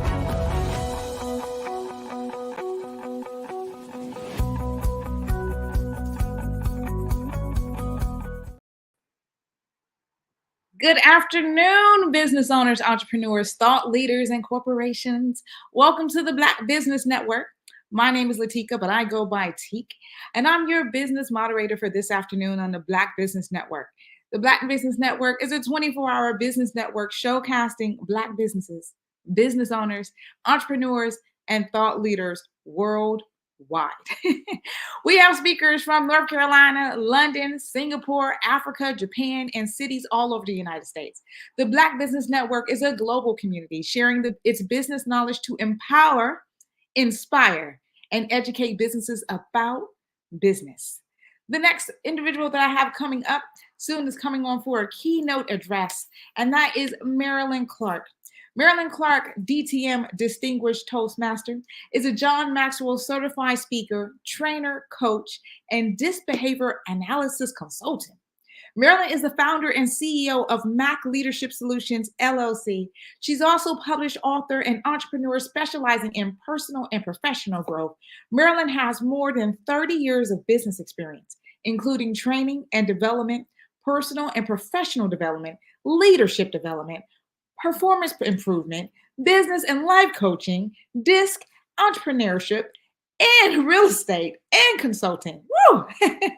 Her mission is to help others grow personally and professionally. Her core values are integrity, impact, valuing others, gratitude, and community service.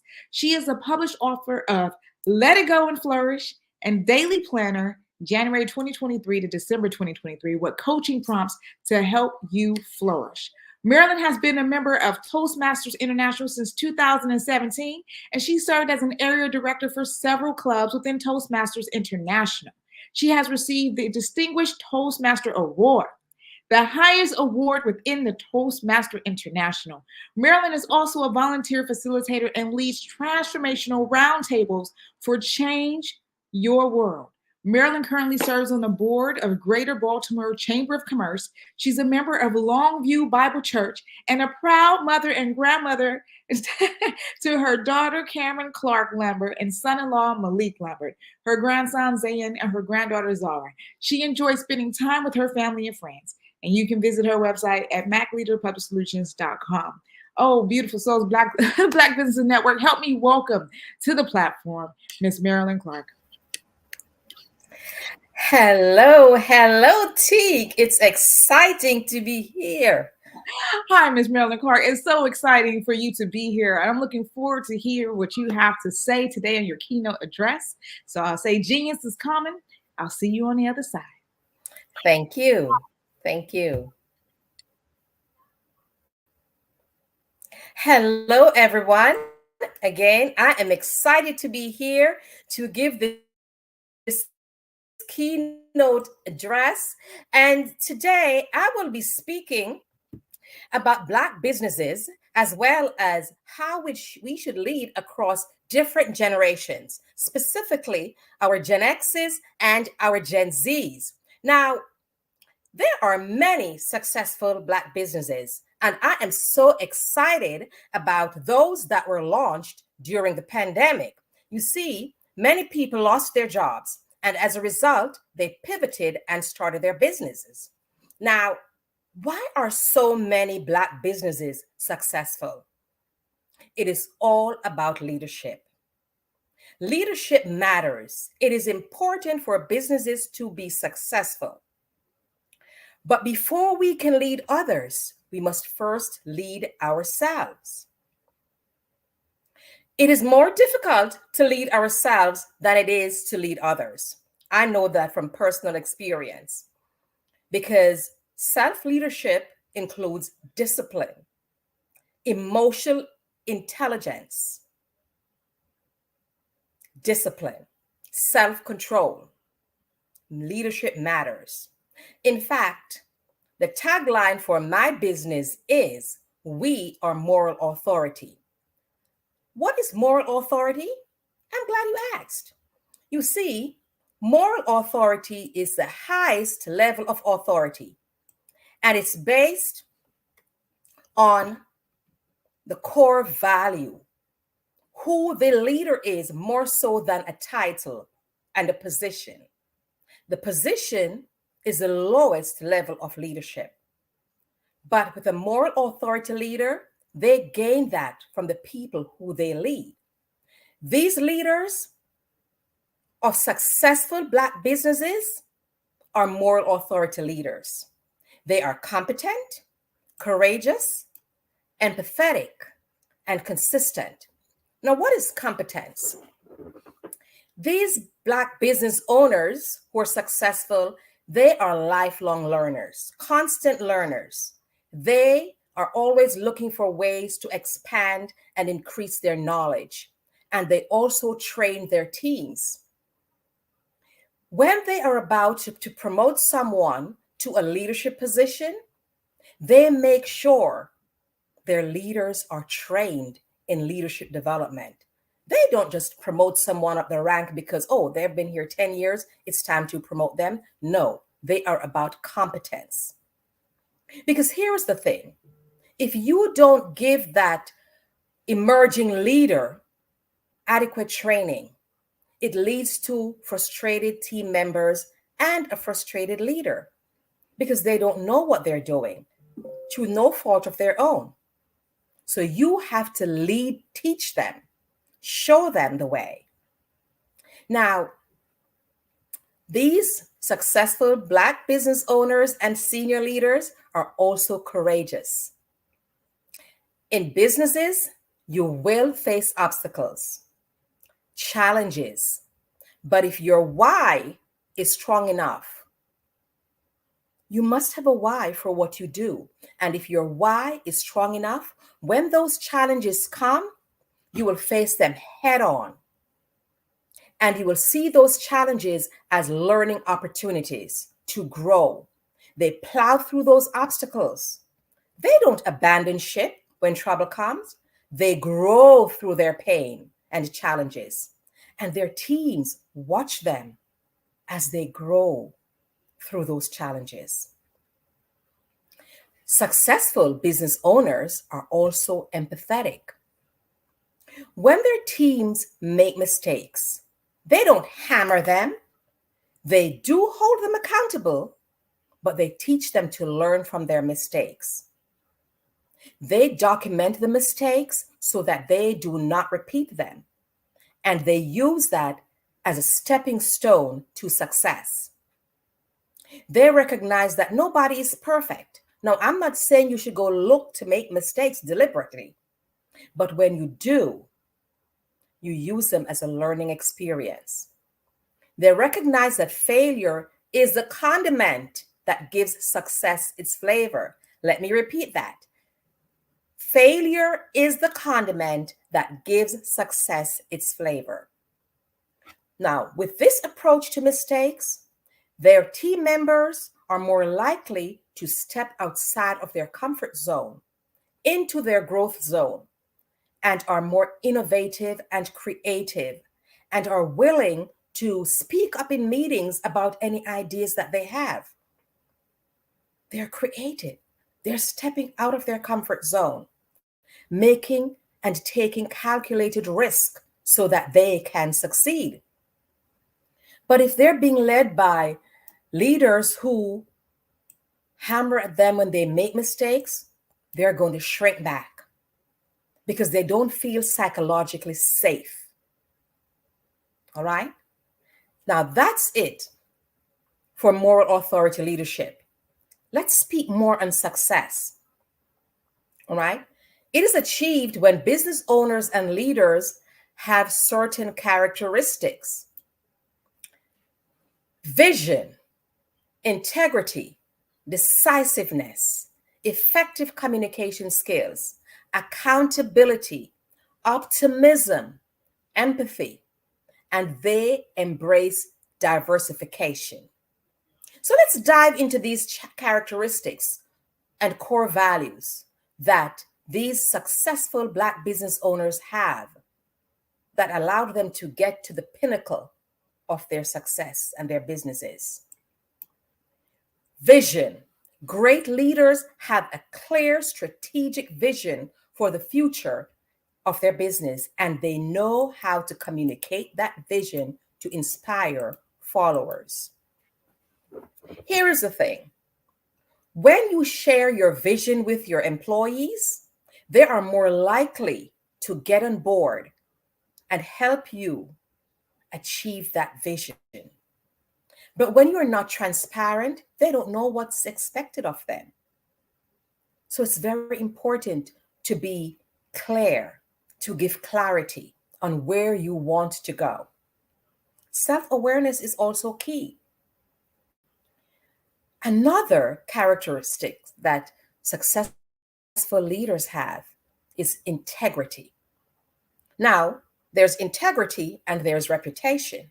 And let me give an explanation of both. Reputation is what people see. And we should strive to maintain our reputation because that's protecting our brand. All right? People see what we do. But integrity is who we are regardless of who is around. It's who we are at the very core. We're honest, we have strong morals, and we lead by example.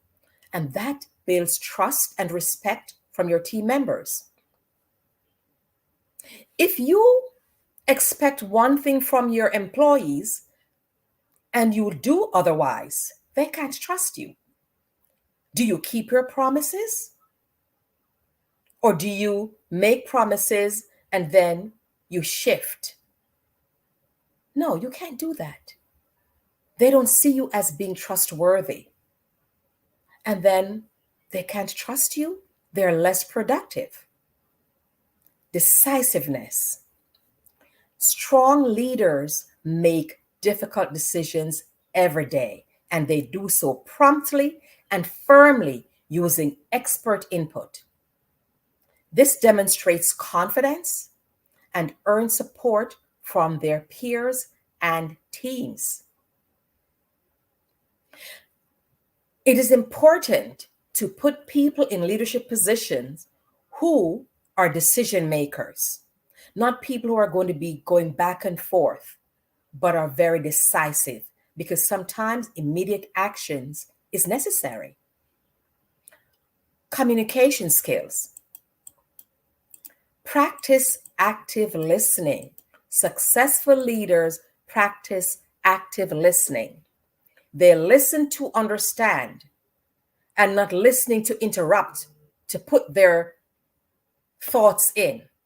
They listen, they weigh the pros and cons, and then after they listen, they give their feedback. They share their thoughts. Be transparent in your communication. Let me explain something to you. A few months ago, I ran into this young lady, and she shared with me that she went to work on Monday morning and she did not see her pictures or any of her personal belongings on her desk or in her drawers. When she went to her manager to ask what's going on, that's when the manager communicated to her, well, I'm moving you to a different location on the floor. I'm putting you on another team where I think you'll be a better fit. Now, wouldn't it be better if she had a one-on-one conversation with this employee and explain to her her decisions, have an open dialogue, open, transparent communication, and said, I think you'll be a better fit on this other team. I think you will flourish over there. You will add value there. Wouldn't you think that's a better idea than to wait until the day off and let her find out that way? How can she trust her? How can this employee flourish? How can she thrive? She's going to be thinking, what next? So that leads to decreased productivity, because performance is going to be decreased and productivity will be decreased. And when that happens, think about your revenue for your company. Collaborate. Be transparent. This helps you to connect with your teams and provide clarity, and it builds loyalty and trust. These successful Black business owners embrace accountability. First, they hold themselves accountable before they hold their team members accountable. When they themselves make mistakes, they take ownership. They don't try to point fingers and cast blame on someone else. Everything rise and fall on leadership. Dr. John C. Maxwell. So you as a leader should embrace accountability and take ownership for what happens on your watch. Hold your employees accountable for goals and conduct drives results. Another characteristic is optimism. These strong leaders demonstrate and embrace positivity and confidence that goals can be achieved. And goals can be achieved if you show your teams how to set strategic, smart goals. And you provide them with the training that they need to accomplish these goals so that you can benefit, your organization can benefit. That's a win-win for both. And this energizes and motivates the teams when you are optimistic. You have trust in them. It empowers them. You learn the skill of delegation. First, find team members who you can trust, give them the adequate training, and you can prepare them for delegation. Here is the thing. Great leaders create great leaders. You should always be looking to create leaders in your organization. And you empower them to lead others. It builds loyalty, it builds trust, and it heightens morale. You build stronger teams. You have an understanding of a diverse perspective, and this allows connection and inclusion. And speaking of inclusion and diversification, let us dive into the differences and similarities among or across two generations. And these are differences across generations, Gen X's and the Gen Z's. All right? You cannot lead every generation similarly. They have different styles. What I encourage every leader to do is give your employees a personality assessment to identify their personality style, their communication styles, so that their strengths and weaknesses. You want to identify those strengths and weaknesses so you can teach them how to lean into their strengths. And those weaknesses, you help to build on it and help them improve. So giving them assessment and identifying their communication style is important. Then you provide them with coaching on how to communicate with people of different styles. Communication preferences across the Gen X and the Gen Zs, they're different. You need to know that you can't use a cookie cutter approach for both generations. They grew up differently. They grew up in different times. Gen Xers value direct and clear communication. They appreciate honest and open, transparent communication from their leaders. They prefer in-person interactions and formal communication channels such as meetings and emails. Those are the Gen X's. The Gen Z's, on the other hand, they're more comfortable with digital communication. You see, they are tech savvy. They're raised in the digital age. They often prefer instant messaging, social media, and video calls as opposed to email and formal meetings. They appreciate concise and visually engaging content. However, they still value face-to-face interactions for building that personal connection. Now, how would you lead these two generations when it comes to communication? You should communicate clearly and straightforwardly with Gen X employees, ensuring that information provided through meetings or well-structured emails. But for your Gen Z leaders, should incorporate digital communication tools and platforms while also recognizing the value of occasional in-person interactions just to establish rapport. When it comes to work-life balance with Gen X and Gen Z employees, for Gen X employees, work-life balance is important. They value flexibility and autonomy in their work schedules. They're often seeking stability and security in their careers, and they aim to balance their professional and personal lives. All right, the Gen Zs, they place a strong emphasis on work-life integration. They want you to integrate both. They're comfortable with technology, and they blur the lines between work and personal life. They seek meaningful and flexible working environment and working arrangements. They value opportunities to learn and grow. More than the Gen X's, the Gen Z workers highly valuable work-life balance, and they prioritize it in their careers. They grew up watching millennials hustle in jobs with poor work-life integration, and Gen Zs tend to find greater equilibrium. Another thing, surveys have shown flexibility is one of the most desirable work attributes for Gen Zs. They want flexibility. They want to have a fluid work schedule between remote and office work so that they can effectively manage their personal lives. Personal life is very important to our Gen Zs because they feel that with digital connectivity, they see no reason why they can't work productively from anywhere at non-traditional times. For example, they don't see why they can't start early, then log off their computers, enjoy their personal life, and log on later in the evenings, as long as they're getting the work done. They want that fluidity.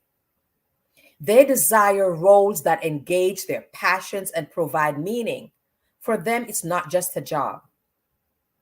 They want meaningful work, and it's about purpose for the Gen Zs. They are not willing to sacrifice their values or their relationships or their well-being for work. They seek employment that aligns with their lifestyles and their interest. Rather than deriving their entire identity from work, Gen Zs consider their jobs as just one aspect of a rich, multidimensional life. They are spearheading cultural shift away from a constant hustle. All right. So organizations that provide Gen Z's flexibility and purposeful work and reasonable workloads will have high engagement levels. That's what they want. And if they don't get it, you're going to have a high turnover in your organization. How would you lead them? Leaders should respect the work-life balance preferences of Gen X by providing flexible scheduling options and supporting their need for stability. With the Gen Zs, you should offer opportunities for skill development and provide work environment that allows for work-life integration. Recognize that they might appreciate different ways of working. So the Gen Xs, they want a work-life balance, and the Gen Zs, they want work-life integration. The next thing is feeding your feedback and recognition. Let's look at how the Gen Xs approach that as well as the Gen Zs. Gen Xers value recognition for their experience, expertise, and contributions. They appreciate constructive feedback and opportunities for growth. They view regular feedback to understand their progress and areas for improvement. So they welcome regular feedback because they want to see how they're progressing. Gen Zs, on the other hand, they seek frequent feedback and recognition for their efforts, and they appreciate both positive reinforcement and constructive criticism. They are motivated by opportunities to learn and advance quickly in their roles. Wow. Now, as a business owner and leader, how should you approach your leadership style with them? You should provide consistent feedback and recognition to your Gen Xs. Acknowledge their experience and provide opportunities for professional development. On the other hand, for your Gen Zs, you should offer timely feedback and highlight their achievements and provide a clear pathway for growth within the organization. So there's a difference in how you lead Gen Xs and Gen Zs. Let's look at the leadership style, how Gen Xs and Gen Zs view leadership styles. Gen X responds well to hands-on leadership approach that provides clear expectations and guidelines. They appreciate leaders who are knowledgeable and experienced, and they respect a collaborative leadership style effectively. That works well for the Gen Xs.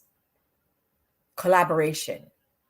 The Gen Zs, on the other hand, they value inclusive and participatory leadership. They want to be involved in how you lead them. They respond positively to you if you're open to their ideas and encourage innovation, and if you provide a sense of purpose for them. They appreciate you if you give them access and if you are approachable. So when leading Gen Xs, you would need to adjust your leadership approach. Exhibit a hands-on approach when you're working with your Gen Xs. But for your Gen Zs, you want to encourage a participatory leadership style that fosters creativity and involve them in your decision-making and communicate the greater purpose of their work. Remember, the Gen Zs, they want work that is meaningful, that aligns with their passion and their purpose. So keep that in mind. All right. Technology usage. Gen X employees, they adapt to technology because we all have to embrace technology no matter what generation we are in, right? But the Gen Xs may struggle a bit with the newer platforms. I know I did, but I'm there now. The Gen Zs, they are tech savvy. We call them the digital natives, and them to help we're struggling. They rely heavily on technology. They want you to communicate with them with using technology. They make sure they are well versed on all the different devices. In fact, I was talking to a friend of mine the other day, and she was struggling with her computer. She called her 14-year-old granddaughter, and she was there. She got on the computer and she pressed a few buttons and she was done. She had her grandmother up and running. This is what they do. This is who they are. They are digital natives. The Gen Zs are passionate about social causes and justice, and they are about making an impact. They are activists. They are assertive. Gen Zs are more assertive and forthright. And why is that? They grew up with social media. They're very comfortable publicly expressing their views, and they advocate for change. Now, I grew up in an era where I was told that children should be seen and not heard. And I took that literally. Even I'm a very talkative person, but when I'm told that, because growing up in the Caribbean, you're raised differently. You should be seen and not heard. And that causes a lot of children to shrink back. And I shrunk back a little. But then I learned to live according to who I know I am and whose I am. Gen Zs believe their voices deserve to be heard. So you telling a Gen Z they should be seen and not heard, that's not going to work well with them. They are advocate, they speak up. Back then, the same problems that we face in the workplace, millennials and Gen Xs faced them, but they were not outspoken. They did not speak up as much for themselves. But the Gen Zs today, they're very much outspoken. Gen X, they're more skeptical of authority. They will directly question leadership decisions, but in a less confrontational manner than Gen Zs. Gen Zs, they demand responsiveness. If their desires are not addressed, they may escalate advocacy through protest or they quit. Unlike older generations like millennials and Gen Xs, Gen Zs expect a dialogue and compromise. While forceful in voicing wants, Gen Zs do value mutual understanding, and they do value reaching solutions together.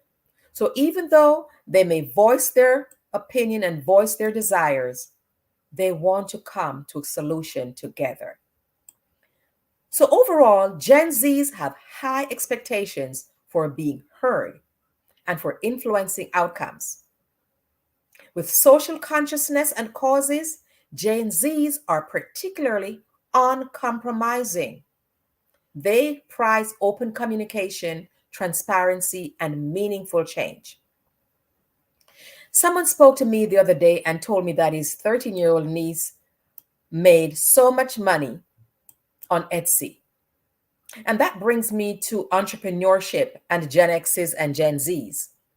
When it comes to entrepreneurship, Gen Xs and Gen Zs embrace that. But Gen Xs are motivated by independence and control over their careers, whereas Gen Zs are motivated by passion and projects that embrace creative self-expression. Gen Xs will carefully research and build business plans before launching their business. But the Gen Zs, they're more likely to jump in with a minimum viable product to test ideas. Okay?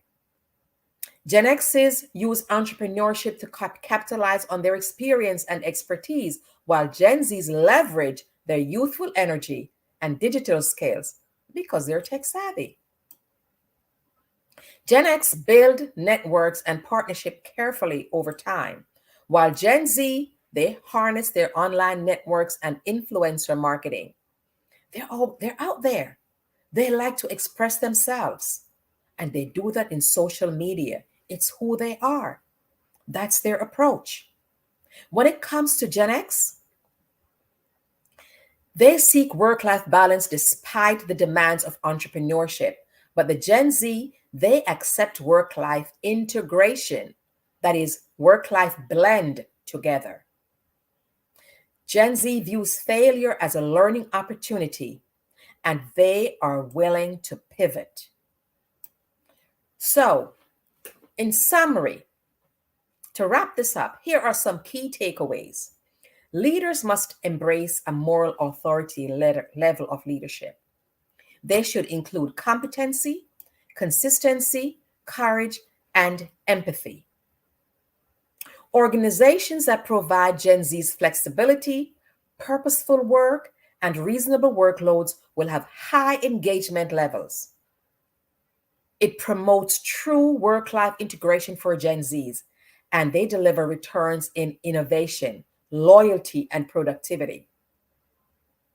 Work-life integration for them, not a balance. Compared to other generations, Gen Zs tend to be more entrepreneurial. They're comfortable with change, and they insist on aligning their work and their personal lives because they grew up with more economic caution and responded poorer to traditional hierarchical manager style. So offer Gen Z's work that matters, offer them flexibility, and offer them room for growth. That is key for them. It's who they are. They're digital natives. So once you embrace that, you will have happy, loyal team members on your team. I thank you for your attention.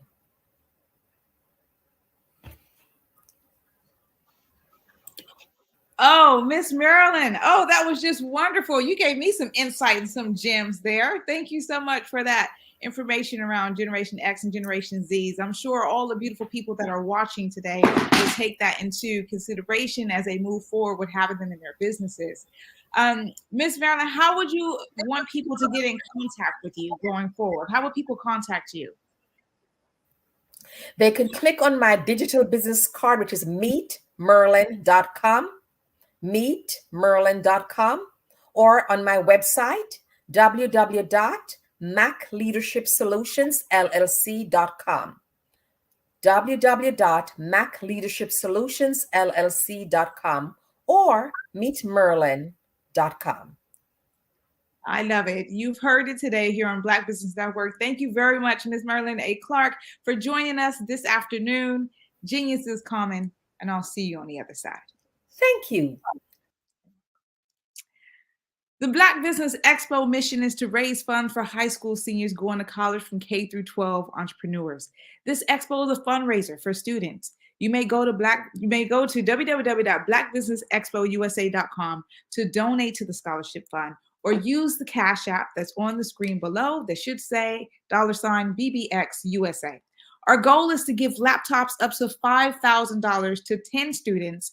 Students can register online at www.blackbusinessexpousa.com. Every dollar counts, so we want to remind you to donate to the scholarship fund. We want to thank our Black Business Expo USA sponsors, as a whole list. Genius is coming, and I'll see you on the other side.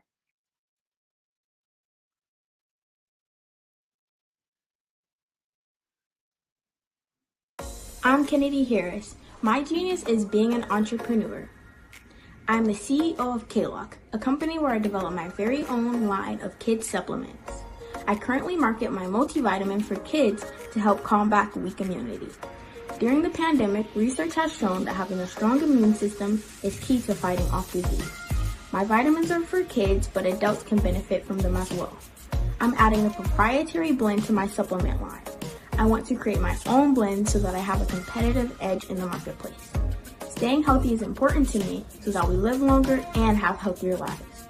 My website is klockproducts.com. That is K-L-O-C-K. Genius is common.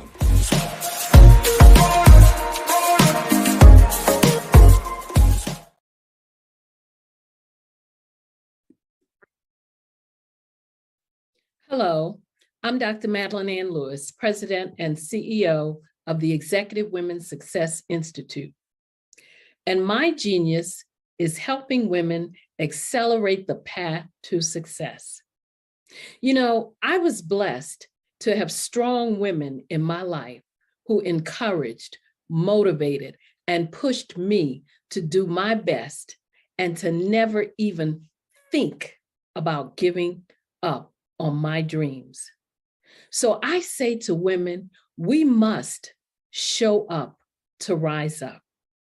We have talents and potential, but who will see them if we don't speak up and get noticed?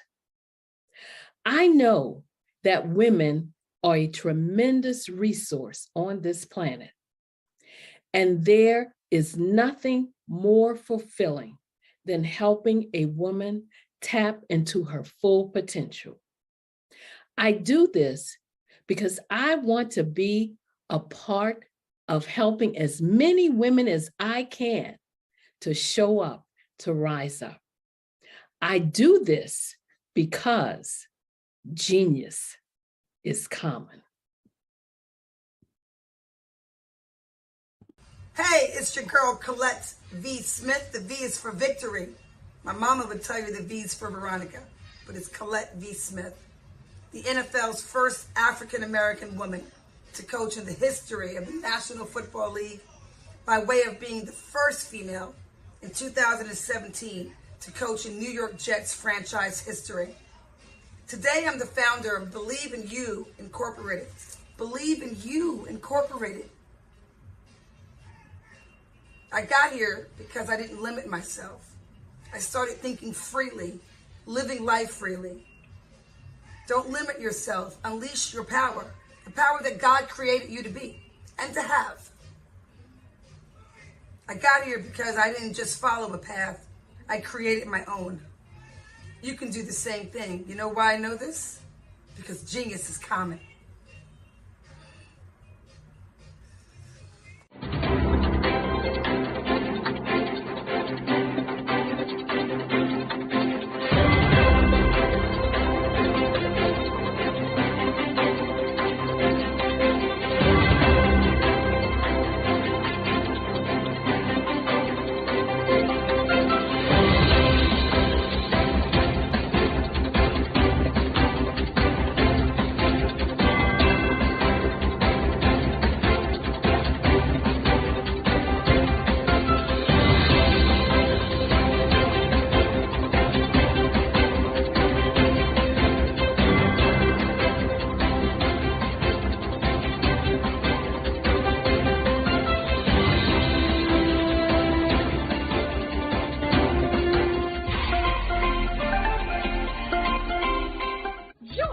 Dr. Eric Kelly III and a host of phenomenal speakers from all around the globe for this 7-day virtual event that you don't want to miss. The mission of the Black Business Expo is to raise scholarship money from kids all the way from high school all the way from college. The Black Business Olympics is one of the largest Black business showcases in the world. It is an opportunity for businesses and companies to showcase their businesses globally. We are going to be giving away laptops up to $5,000 away to students. Again, I'm Olivia Appleberry, the founder of 2 Cents Finance and one of the speakers for the expo. I am so excited to see you there. For more info, go to www.blackbusinessexpousa.com or call 919-308-9090 and hope to see you there. I am Black Business. From the moment I wake until the time I sleep. Yes, I am Black Business. I am Black Business. Tell me, are you Black Business? I am Black Business. Do you support Black businesses? Listen, I support Black business because I am Black Business. Black Business Expo, one of the largest business showcases in the history of Black business in the world. The world! Sign up today at www.blackbusinessexpousa.com or call 919-308-9090. I am Black Business. I am Black Business. From the moment I wake until the time I sleep, I am Black Business.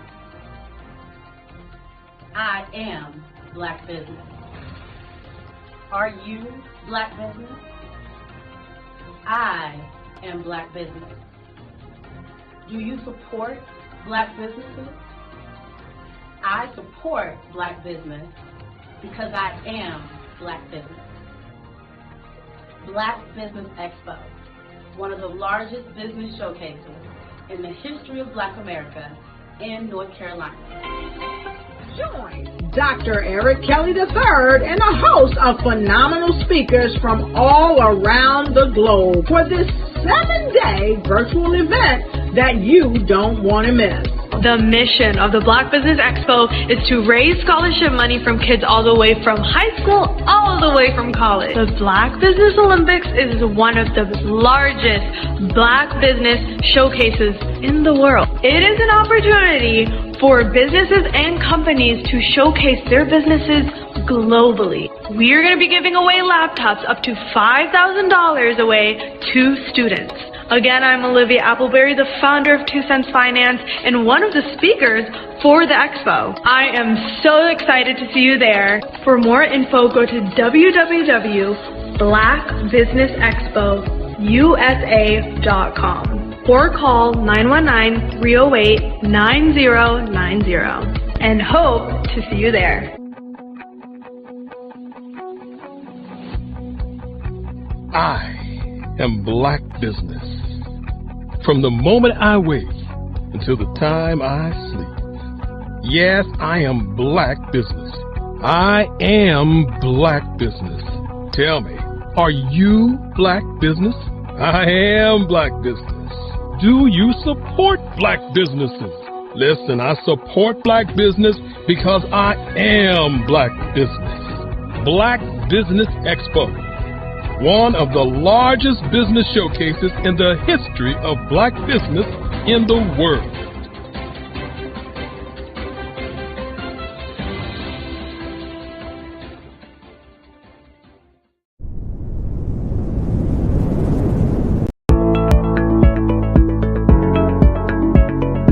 Prepare for what's coming and dominate in economic winter. Stand strong and thrive by showcasing your great products and services globally through the Black Business Network and Black Business Olympics. The Black Business Network has showcased over 2,000 companies with over $7 billion in sales each year. Over 10 million attendees have viewed the rebroadcast each month. Through the Black Business Olympics, unique styles of business training and mentoring are turning students into business owners and entrepreneurial warriors who will dominate in any economy. Gain the ultimate advantage of the Black Business Olympics, 7 days of unbelievable topics and speakers speaking around the globe. Donate your time and experience to provide expertise and scholarships to students worldwide and change the world. Now, more than ever, new insights, tools, strategies, and capabilities are needed. This is your chance for a major presentation to the world. Fill out the form and join the more than 2,000 speakers who have presented to over 200 countries.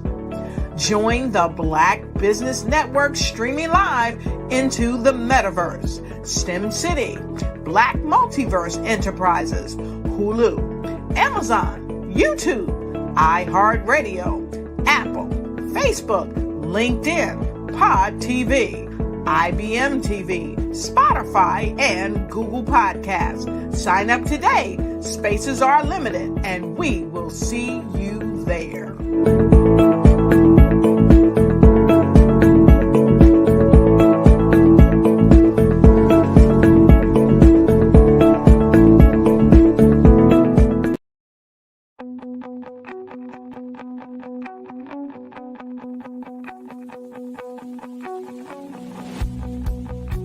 I am Black Business. From the moment I wake until the time I sleep. Yes, I am Black Business. I am Black Business. Tell me, are you Black Business? I am Black Business. Do you support Black businesses? Listen, I support Black business because I am Black Business. Black Business Expo, one of the largest business showcases in the history of Black business in the world. The world! Sign up today at www.blackbusinessexpousa.com or call 919-308-9090. I am Black Business.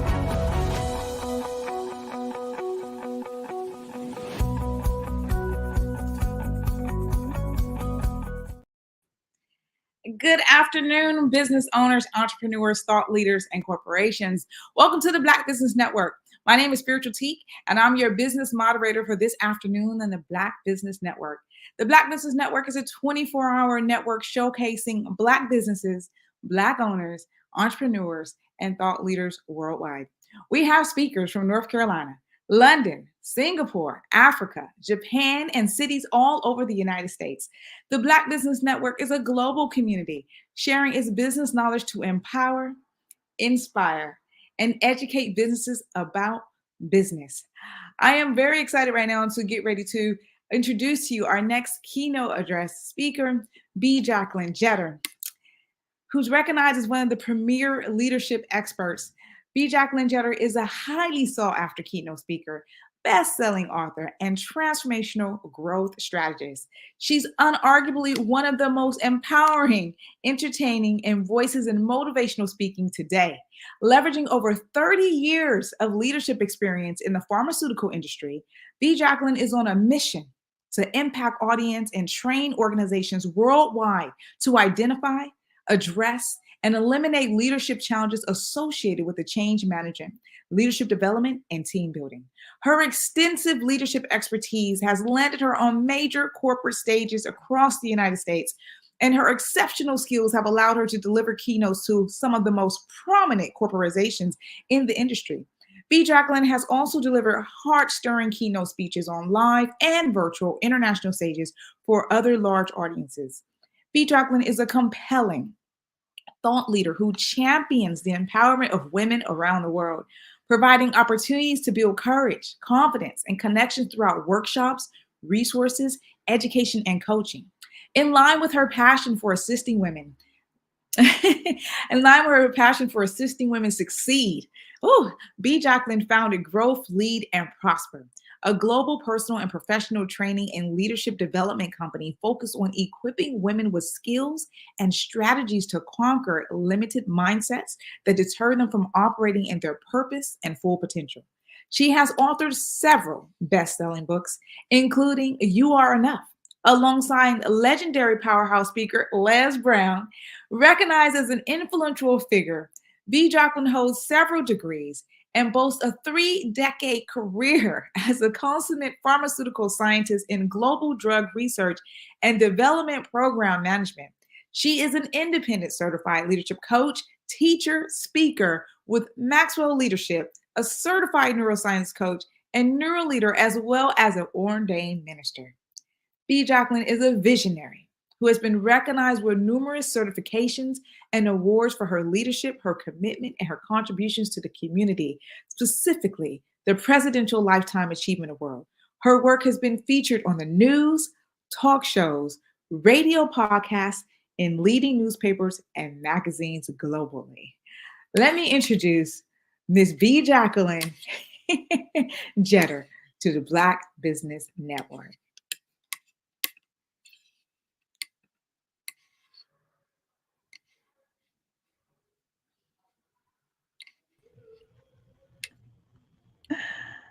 Oh my goodness. Miss B. Jacqueline, I had such a mouthful. My cheeks start to hurt because I'm like, what amazingness that we have here. I was like, what happened to the screen? Dr. Kelly was pulling me back and forth. So, so sorry for the delay. But thank you for having me today. Awesome. Awesome. Genius is coming, and I'll see you on the other side.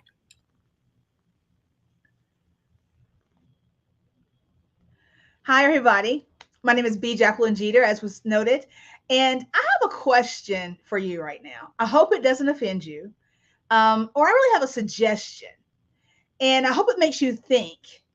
And this suggestion is, if you're an entrepreneur, whether you're aspiring, whether you're established, or whether you're in the middle, whether you're deciding, should I leave this spot or should I just keep going? Whatever you're thinking about in this situation is entrepreneurship. Whether you have a 9-to-5 career like me and growing a business, no matter your department of entrepreneurship, allow me to suggest this one thing. Mind your business. And you may be taken aback by that. I don't mean that in a bad way, that you may have taken it. What I mean by that is that to mind your business, to make sure that you are focused on the key crux of it so it can be successful.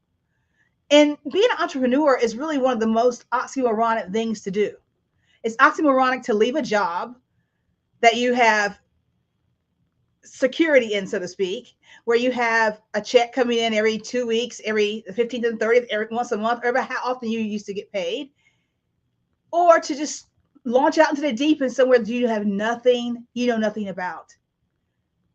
It is definitely something that to be considered. Entrepreneurship is, and it's not for the faint of heart. You're going to go out with your full abilities to go to a venture, to a space that may never have been trailed before. You're going to be everything. You're going to go from a place where you had some support. Maybe you had an admin. Maybe you had this. Maybe you had that. You had colleagues. You're going to go to a place where you are everything, from the janitor to the CEO. And a lot of business owners, a lot of entrepreneurs bootstrap their businesses, which means they take money from their savings they may have on hand or their 401k or wherever to build up from the ground up and pour their blood, sweat, and tears into it because they believe they have the solution for the problem that you're facing. Entrepreneurship is not for the faint of heart. And I've said that before, and you'll hear me say that again. And therefore, there's such a thing as having an entrepreneur mindset. And I want to chat briefly with you about that today. I'm a transformational growth strategist and mindset strategist, and I equip women, as was said before, women in organizations to identify those blocks that keep them bound from being that totally productive and totally prosperous and totally successful entity they are, and assist them to craft a solution and then empower them to execute on that said solution. So in other words, I help you ice your leadership, ice your success. Before we get into the nitty-gritty of what an entrepreneurial mindset really is and some things about growth mindset and fixed mindset, I want to share with you some interesting and maybe startling statistics. Top small business failure statistics. Over 22% of new small businesses and startups survive. Only 22% of new small businesses and startups survive their first year in business. Only 22%. 30% of U.S. businesses fail in the second year. Half of all small businesses in America, half of them fail in the first 5 years. Around 70% of small business owners fail in their 10th year. 25% of small businesses will last 15 years or more. Every year, 600,000 new small businesses start in the U.S. And approximately 90% of startups will fail. Roughly only 60% of new businesses overcome the second year hurdle. And 42% of those small businesses fail because people did not want what they were selling. Nearly 30% of small businesses fail because they ran out of cash. According to the U.S. Bureau of Labor and Statistics, more than 20% of small businesses in the U.S. end up failing within a year, as I said before. And around 5 years, that's at 50%. And after 10 years, only 30% are still running. So once you pass that 15-year mark in business, you still only have a 25% chance of surviving. Surprisingly, business failure rates are relatively consistent over time. So are you still tuned in? Are you still there? I know those are really startling, but it should drive home the need and the importance of being able to, of needing an entrepreneur mindset. One would need to be able to not only think different, but to think differently as an entrepreneur. I want you to consider this. You're building your dream house. It could be at the lake. It could be in the mountains. It could be a mansion. It could be whatever your dream house is. Get that in your mind right now. Your perfect dream house. You've got everything together. The specs are perfect. Everything is everything you want. The landscape is exquisite. Everything inside is exactly the way you want it. That chair, that sofa, that rug, everything is where you want it to be. It is perfect. Now imagine coming home or waking up and you're looking at a big hole in the ground. Everything's collapsed into this hole. I'm going to let that sit there for a minute while you get the visual of that. Your dream is now just sucked into a hole. You see, the reason why it probably collapsed is because the foundation of it was not sure. The first thing that happens when building a home is they go and prepare the ground to be able to support the house that's going to sit there. They prepare the ground, that they put in the footings, they put it, and they lay the foundation. They map it out and they lay the foundation. And then they wait for the foundation to kind of set a little bit. And then they start building. What is the point of building your dream home when you don't have a good foundation? The same thing goes for when you're building your business. When you don't have the right foundation or a good foundation, over the years, those statistics could be yours, where you're looking at a failure. And even with a good foundation, the same thing could happen. Over time, with a good foundation, even in a home, you'll see cracks in the ceiling. You may see a crack here, or maybe a door doesn't close normally the way it used to, it may stick or something like that. Or maybe a pin rolls across the table when it used to stay static. Those are clues that tell you that something in the foundation has shifted, and it probably needs to be looked at. It may not be anything major, but you do need to do an assessment of what it is, right? The same thing happens with our lives, with our jobs, with our businesses. And as entrepreneurs, you have to notice the signs. But first, the first thing you need to do is to make sure that your business is built on a sound foundation. So that foundation is the foundation that I'm talking about. It's the foundation of our mind, our mindset. It's the soil which supports the growth of our lives.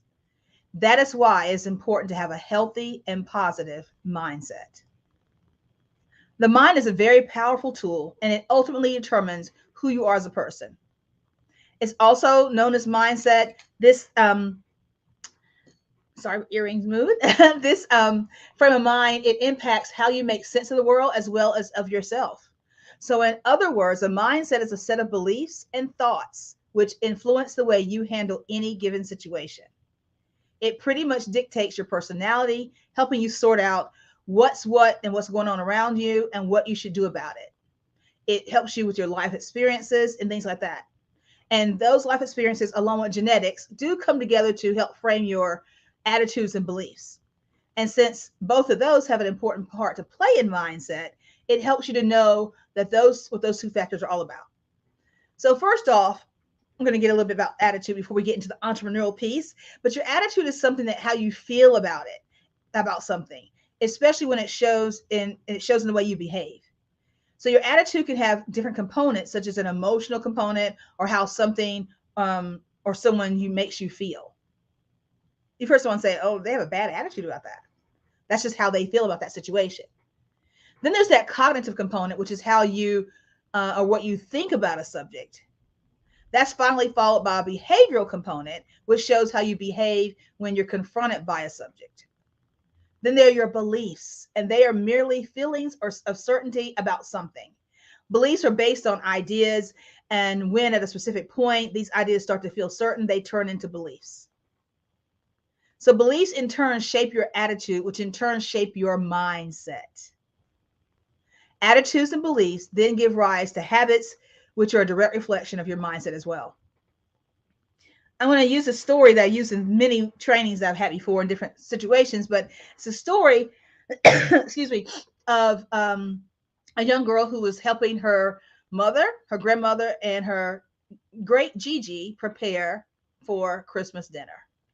And she's looking at all the things, and she's looking at the traditions they have. They look at the way they do certain things. She's watching her mom do the cranberry sauce from scratch, fresh, and she's doing all these things. And she starts to ask questions. She's like, Mama, why does you do this right here? She's, oh, I do this because my mother taught me this.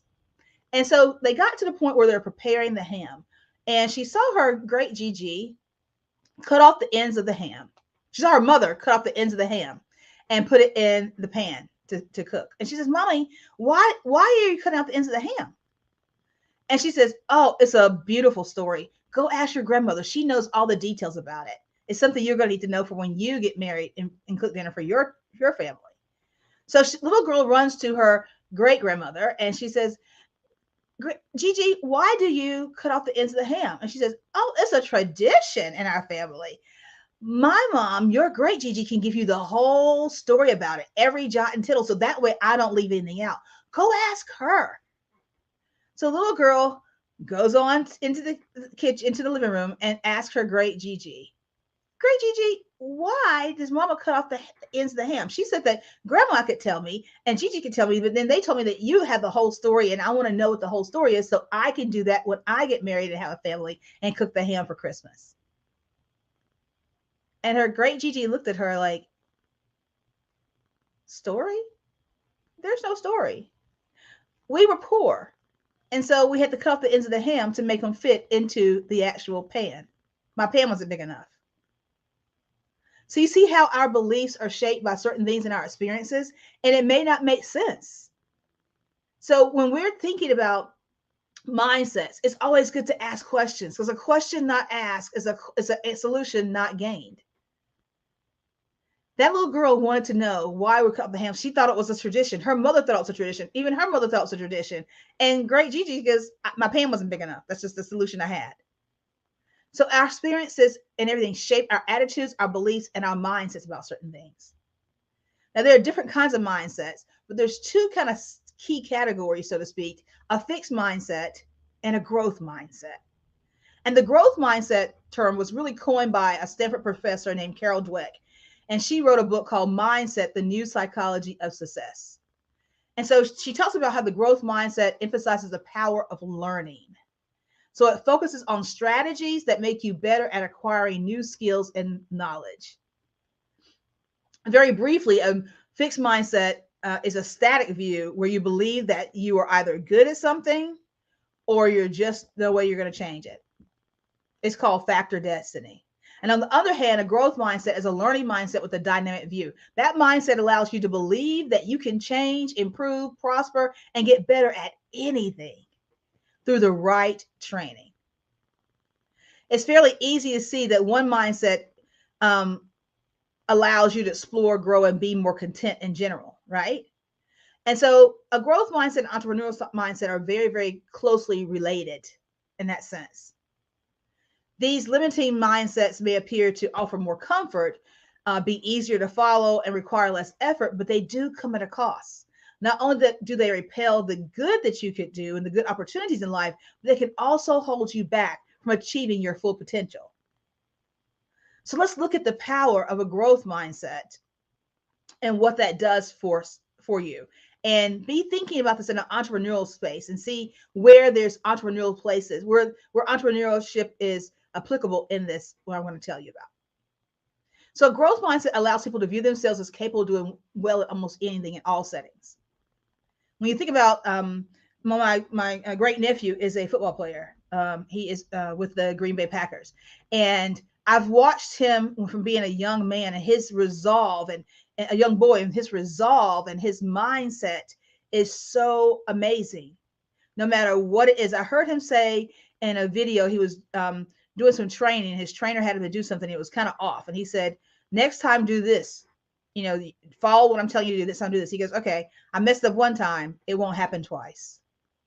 His mindset is so strong, and he corrected what he needed to do, and he excelled at it. And he's always been like that. Him and his brothers have always been like that. I love watching them and how they've taken something, and whenever something comes up with them, whenever a tackle comes up with them, he's a running back, he knows how to shift. And to me, that is a key thing in an entrepreneur mindset. You have to be able to shift, but we'll get to that in a minute. Growth mindset does not consider themselves as restricted by current abilities, but they believe they can do whatever they want as long as they practice. Think about Kobe Bryant. He wasn't the greatest at shooting when he first started basketball, but you've already heard stories about him where he goes into the gym after practice, or he stays after practice, or he used to stay after games and go in and shoot 400 or more. Look at Steph Curry, how he used to just go and shoot free throws. And that's why Kobe is a legend, God rest his soul.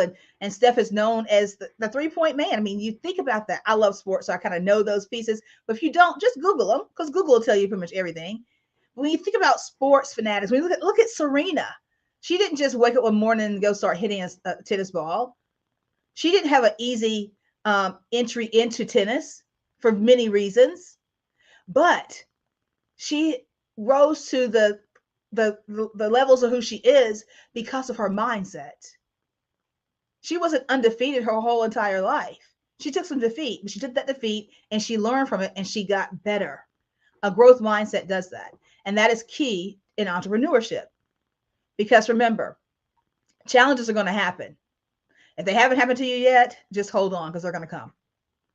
So a growth mindset helps you to look at so many things with optimism. The optimism and creativity indicate a growth mindset, which will also empower you to gain strength in several things. A growth mindset allows you to believe that their basic abilities can develop through hard work and dedication, that our brains and talents are merely starting points, and they allow us to build on this. The key thing about having a growth mindset is that person is willing to try out new things because you know your success depends on your effort and not your innate ability. You're not focused on avoiding failure because you believe that if you do poorly, you can improve and succeed next time. Case in point, I just gave you some. Plus research, I'm a scientist, so I got to throw some research in there, right? Research also indicates that growth mindset allows people to navigate stress and challenges better and lead to higher levels of well-being. A growth mindset offers a sense of fulfillment. So unlike that fixed mindset, one of the most obvious benefits of a growth mindset are the endless opportunities to be availed. With a growth mindset, you continually pursue betterment, and it's followed by a sense of achievement and fulfillment. And a sense of achievement is also a precursor for a higher standard of excellence. And in the process, you learn that success is a continuous work rather than instant gratification. So a growth mindset, as well as having that entrepreneurial mindset together, develops resilience. How much resilience do you think you're going to need as an entrepreneur? I'm pausing on purpose because a growth mindset lets you develop resilience. When you face challenges or a setback, your mindset takes a more positive approach in handling these. For instance, let's think about COVID. If you had a business or started a business or whatever your entrepreneurship journey was at COVID, if you didn't have resilience, you're not in business now, or you had to pivot so deeply that you wanted to quit. The pandemic should have taught us a lot more, and hopefully it did teach us a lot about how we need to always be ready. One of my business mentors always says, be ready so you don't have to get ready. Having your systems in place and having the automation in place for your business. During COVID or right after the pandemic, and tomorrow will be 2 years. Wow. 2 years ago, basically, I was diagnosed with breast cancer. And my business, I'm a sole proprietorship, and my business is coaching and speaking. So if I'm going through chemo and things like that, I can't be coaching and speaking. Well, I wasn't prepared for the pandemic, and I lost revenue because I didn't have my digital courses already set there so I could send and things automated. So my resilience was a little low, but I'm resilient. I'm bouncing back now, and those things are in place and getting in place. So you see how important it is to have a growth mindset and entrepreneur's mindset, and how important the key thing of resilience is to an entrepreneur. It is important. I want you to think about this. Again, I'm a coach, I'm a strategist, and I'm also a scientist, and I'm a teacher. So I want you to think about this. I want you to write this down. If you're driving, don't do it because no one needs you to be out on the side of the road. But if you have an opportunity, write down these things about how can I make myself more resilient? How can I employ a more entrepreneurial or growth mindset to my business right now? Where are the leaks? Where are the places that are gaps? Where's that Swiss cheese hole that I need to fill in case something else comes up? Because nobody had ever had an experience with a pandemic. And we thought the pandemic was going to last for like a few months. And we see we're still feeling the effects of it because COVID is here to stay. Things have opened back up, but there's still, we're just now really trying to getting to a space where we can actually move forward as we were before. 2019 is no more. Life before COVID is a distant memory. So what are you doing in your business, and how are you thinking about your business right now? Are you minding your business? I hope so.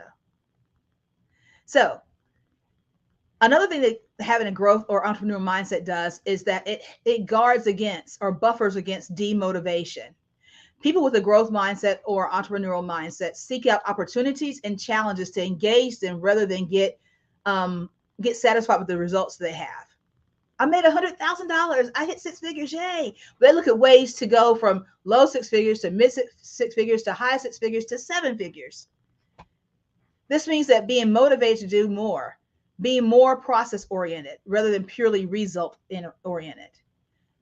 People like this thrive when they are in the process of doing something. The process presents a learning opportunity and it stimulates them and drives us, I say them, but I'm saying us, drives us on to do even more. So think about that. It also encourages perseverance. A growth mindset or entrepreneurial mindset demands perseverance. Whether there's a pandemic or not, you got to be persevering in entrepreneurship because you're not going to be the only one. It may be you and 10,000 other people who have a t-shirt business, but you have to be very strategic and persevere through those challenges where you have an up market, down market. The focus of a growth mindset is not to concentrate on what happens to you, but on what happens for you. So perseverance also means kicking fear of failure out the door. You may go to a conference and see someone else is vending something similar to you. You may have the inclination to say, I'm just going to pack up and leave because they're doing the same thing and they look like they're set up better. And I don't know how I'm going to be able to compete with them. I'm not going to be able to make the money I projected in my KPIs. Perseverance of a growth mindset helps you to kick that fear out the door and say, they're going to do their revenue, but I'm going to focus on mine. This amounts to taking chances when opportunities present themselves and to not limit yourself in an overly cautious or paranoid life. Tenacity is also part of that. It's an essential ingredient for having a entrepreneurial and growth mindset. And since you can't always have 100% success rate with every challenge you tackle, tenacity will help you reflect on your failures in the right manner. Not looking at it like I failed, but looking at it like a growth mindset would and say, what happened here and how can we make it better? What was the root cause of this happening? Should we have a bigger table, smaller table? Should we have had more digital things? What can we have done to make this a better outcome that we expected? Failure to find a solution usually opens up an opportunity for you to work on your skills and learn something new. That's what a growth mindset says. A fixed mindset would say, oh, well, this is what happens. This is what I expected. So it's always going to happen. I'm never going to make more than this kind of money in my life. I'm never going to be bigger than this. But we have an entrepreneurial and a fixed growth mindset. So we won't ever say that, right? Because why? Because genius is common. And so when people hit a wall, they either make an excuse or simply give up. However, a person with a growth mindset realizes that failure is inevitably a component of achieving that success. It's that launch pad. So one key thing to do someone with an entrepreneurial mindset does is when they're looking at their business, and hopefully you're reviewing your business, not just your revenue and where you are quarterly. You set your goals quarterly and you look at them. I look at my things monthly. Did I meet my KPIs for the month? If I said in September, I'm expect to have 10K in revenue and I didn't, let's look at what happened there and recalibrate and try to absorb that further down. So as you look at those plans across in that quarter, or however often you look at it, don't just set a goal in January. Look at your goal setting really in November so they can be ready in January. And look at your goals, make micro goals. If you want to make $1 million overall in 2024, what are the micro goals to get you there? And look at those and make sure you're focused on that. That's what a growth and entrepreneurial mindset does. It looks at things over time. It exercises or promotes critical thinking. So when you talk about learning, making mistakes is a must because it forces you to identify where the mistake happened or where the issue happened or disconnect happened. And that helps you not only pinpoint a solution, but also develop the critical thinking and another solution for getting through it. Right? So, you still with me? Are you minding your business? I hope so. You hear the cliche a lot of times, practice makes perfect. So not to overuse that, but a growth mindset does, practice does indeed make perfect, or more accurately, a lot better at what you get a lot better at what you practice. So since the growth mindset is triggered by a more dedication for learning as opposed to yearning for approval, practice and effort promote qualities like creativity and intelligence. You're going to have a lot of creativity if you're going to be an entrepreneur. Because like I said before, most oftentimes you are the janitor and the CEO. Individuals with this mindset neither get discouraged by failure, nor they consider themselves as failing, but as learning. Another key thing about entrepreneur or growth mindset is innovation. You have to be innovative. When I say the names of these companies, what do you think about? And you can put it in the comments. I think you can put comments in YouTube, or you can just think about it and put it on your paper or whatever you're doing. But when I think about Sears, Blockbuster, Circuit City, Bed Bath & Beyond, most recently, 9 times out of 10, if you look back at how the processes went for them, they probably did not innovate. I remember reading an article about Sears, and the president there was saying that we are Sears. They went off their name. We're Sears. We have the Sears catalog. I don't know if you were like me, but when I was little, I get the Sears catalog. Me and my friends were doing, we'd be circling. I want this. I want that. And you had the whole catalog circled up, right? Because it was just it was a dream book. It was a wish book in a lot of ways. There's all those things you weren't getting, but it was a wish book, and that was a big thing. Is the Sears catalog. When that came in the mail, it was like, oh, it was awesome. And so Sears had a great reputation then, but what they didn't realize, what they didn't make note of, was with all the growth coming around them and the innovations coming around them, they didn't shift appropriately. Their market share, they didn't shift their projections, they didn't shift their KPIs, they didn't shift enough to be able to impact. They went on the whole adage that we're Sears. And now you don't see Sears. So are you going to be a Sears? Or are you going to be an Amazon? Good question. So mindset is important because it's in everything that we do. Your individual mindset can open doors for you, or also can set serious limitations based on your beliefs, we talked about before, and approach in different scenarios. So that means that your mindset can help you spot opportunities that can equally trap you in self-defeating cycles. But the stories that you tell yourself and the things that you believe about yourself can go either way. So as an entrepreneur, you have to be able to divest that employee mindset. Now, I still am an employee. I still have my 9 to 5. And so I have to switch off hats at the end of the day. I took off this afternoon, so I'm not infringing on any kind of time. But I have to switch those hats off because I have to be able to get in the right mindset. Because as an employee, I have support, I have this, I have that, I have all the accoutrements. As an entrepreneur, I'm everything. And again, as I said before, things changed in business, in business a lot during COVID. There was this thing called the Great Resignation, and those people, there was like 4 million people left their job, like in March or July, or maybe both, of 2020, for various reasons. Some were laid off because the companies were not prepared for a pandemic in any way, shape, form, or fashion. And some decided, I think I'm going to pursue something else right now. Needless to say, a lot of them didn't understand the difference between employee and entrepreneurship, because one of the news stations locally had talked to someone. They said, well, I'm looking to go back to my former job or to something similar because I started a business, but it just didn't go well. They weren't prepared mentally. They weren't prepared because they were having their sons do this and somebody else do printing and this and this. And so they weren't prepared for that situation. They didn't have the right systems or things in place. And that was probably because of not having the right mindset regarding it.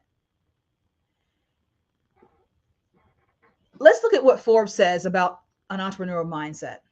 An entrepreneurial mindset is a set of beliefs, thoughts, processes, and ways of viewing the world that drives entrepreneurial behavior. So typically, entrepreneurs firmly believe it's possible to improve their life situation and live life on their own terms. They also believe in their adaptability and their ability to learn, grow, adapt, and succeed. So the mindset of successful entrepreneurs is much different than the traditional mindset of an employee. Innovation, as I said before, is a key element. Peter Drucker summed this up with the entrepreneur mindset, and he said that regarding innovation, he said it defines the entrepreneur and entrepreneurship, the entrepreneur always searches for change, responds to it, and exploits it as an opportunity. Entrepreneurs' goals, desires, and driving force center on implementing a new idea or launching a new business. While they expect success to drive their great financial benefits, the financial rewards are just that, a benefit or a bonus resulting from a bigger expected achievement of establishing a new enterprise. So it's not about, oh, I can make $1 million off of this. It's like, how many people can I help in this situation? And then the money comes later. An entrepreneur is focused on being the mastermind of their business venture. The fact that they can bring home some new organization or product and to being built from the ground up is the primary motivation. Think about, why did you start your business? Think about that. Why'd you start it? Those with entrepreneurial mindsets construct their own plans, and they draw the success based on their own thoughts and opinions. They're not trying to climb a corporate ladder. What they're doing is they are focusing on bringing innovation. Those who work from an employee mindset are focused on the big piece of the big picture, while the entrepreneur owns the big picture. While those in employment, as myself, seek leadership, and we are great leaders, it's the leadership under the tenets of an already defined structure. As an entrepreneur, you're the visionary. It's a blank slate. You're the visionary of your business. You're all those things unless you have employees. Like I said before, you're either the janitor all the way to the CEO. So those are the kind of things to think about. The entrepreneur mindset is conditioned to accept accountability in all situations. If something happens, it's me. Go see finance. Well, I'm the finance department. Okay, go see HR. Well, I'm the HR department. You're everything. So regardless of the root cause of the problem, an entrepreneur must drive the solution, because in the end, it is their enterprise, and they both must get it going to keep it running by using the talents and the resources they have. As a visionary, entrepreneurs create and own the ladder of their success for the organization. They determine how many rungs are going to be there, how wide each rung is, how short it is, how whatever it is. I'm going to have 5 employees, 1 employee, 10 employees, 100 employees. It depends on the success of your business. But you have to be able to be ready and focused to grow in that space. Because a lot of times we're not. A lot of times we're thinking, I thought when I made this money, it would go here. But you have to remember this. Entrepreneurs need to understand, and you do understand this, that when you have revenue come in, a lot of times you have to reinvest that into the business to make it what it is. So you might not be replacing that corporate salary immediately. Making $100K to replace the $100K you have, that's been happening consistently. And an entrepreneur mindset knows that I've got to show some consistency and be able to look at where the gaps are, to be able to make sure that I am comparing apples and apples and not apples and pomegranates. Those kind of things that may send people back to corporate America when things they didn't realize or they didn't project or plan for. Entrepreneurs are typically, and there's nothing with going back to corporate America or being in corporate America and growing your business. Again, that is me. I'm just saying, for you as an entrepreneur, what is going to be your mindset of making sure your business is set up on the right foundation to ensure that it is viable and it doesn't fall into one of those statistical categories. Entrepreneurs are typically confident enough with their vision and abilities that they are not intimidated by the skills of the people they employ. A good leader knows that they don't have to know everything. They put experts around them who know the things they don't know, or maybe even some of the things they do know. But they're able to coalesce those efforts and coalesce those talents in order to take the vision forward and to be able to vision cast for the whole group. An entrepreneur has to be a great leader, but that's another presentation. They don't fear that anyone on the team can easily replace them. And fear and competitive concern is not a concern for an entrepreneur. So those with entrepreneurial mindsets welcome the input of the smartest, sharpest individuals available and rely on those people without fear to take the vision and transform it into reality. Entrepreneurs are confident enough to learn and to lean on others to implement that vision. Therefore, entrepreneurs understand when things don't work, they must quickly look at the mistakes, find ways to use them for the good of the planned endeavor, and make sure that they're able to implement that with leadership and finesse that they need to. I want to share with you a quote from Thomas Edison. He says, "I have not failed.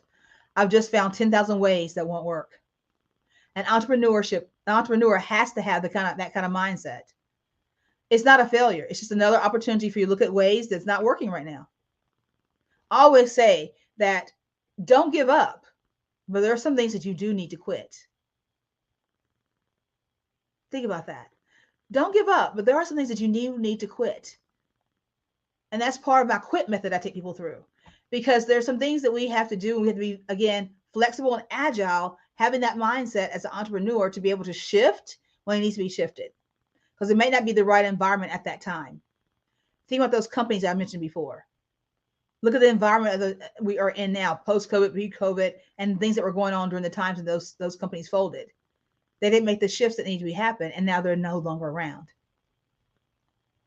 I'll tell you a story real quickly about some time. Real quickly about a situation in my yard. My landscaper, he planted this really nice bush. It's been there for a while, and it was growing to me. It looked really nice, and I said, I like this bush. He goes, yeah, Miss Jack, I want to let you know I'm going to probably have to move this bush. I'm going to tell you about this. And I said, well, what's wrong with it?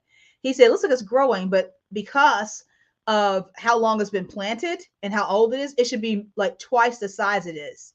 So I was looking at the things and looking at how much sun it gets in the soil and everything, and it's not in the right environment for it to flourish.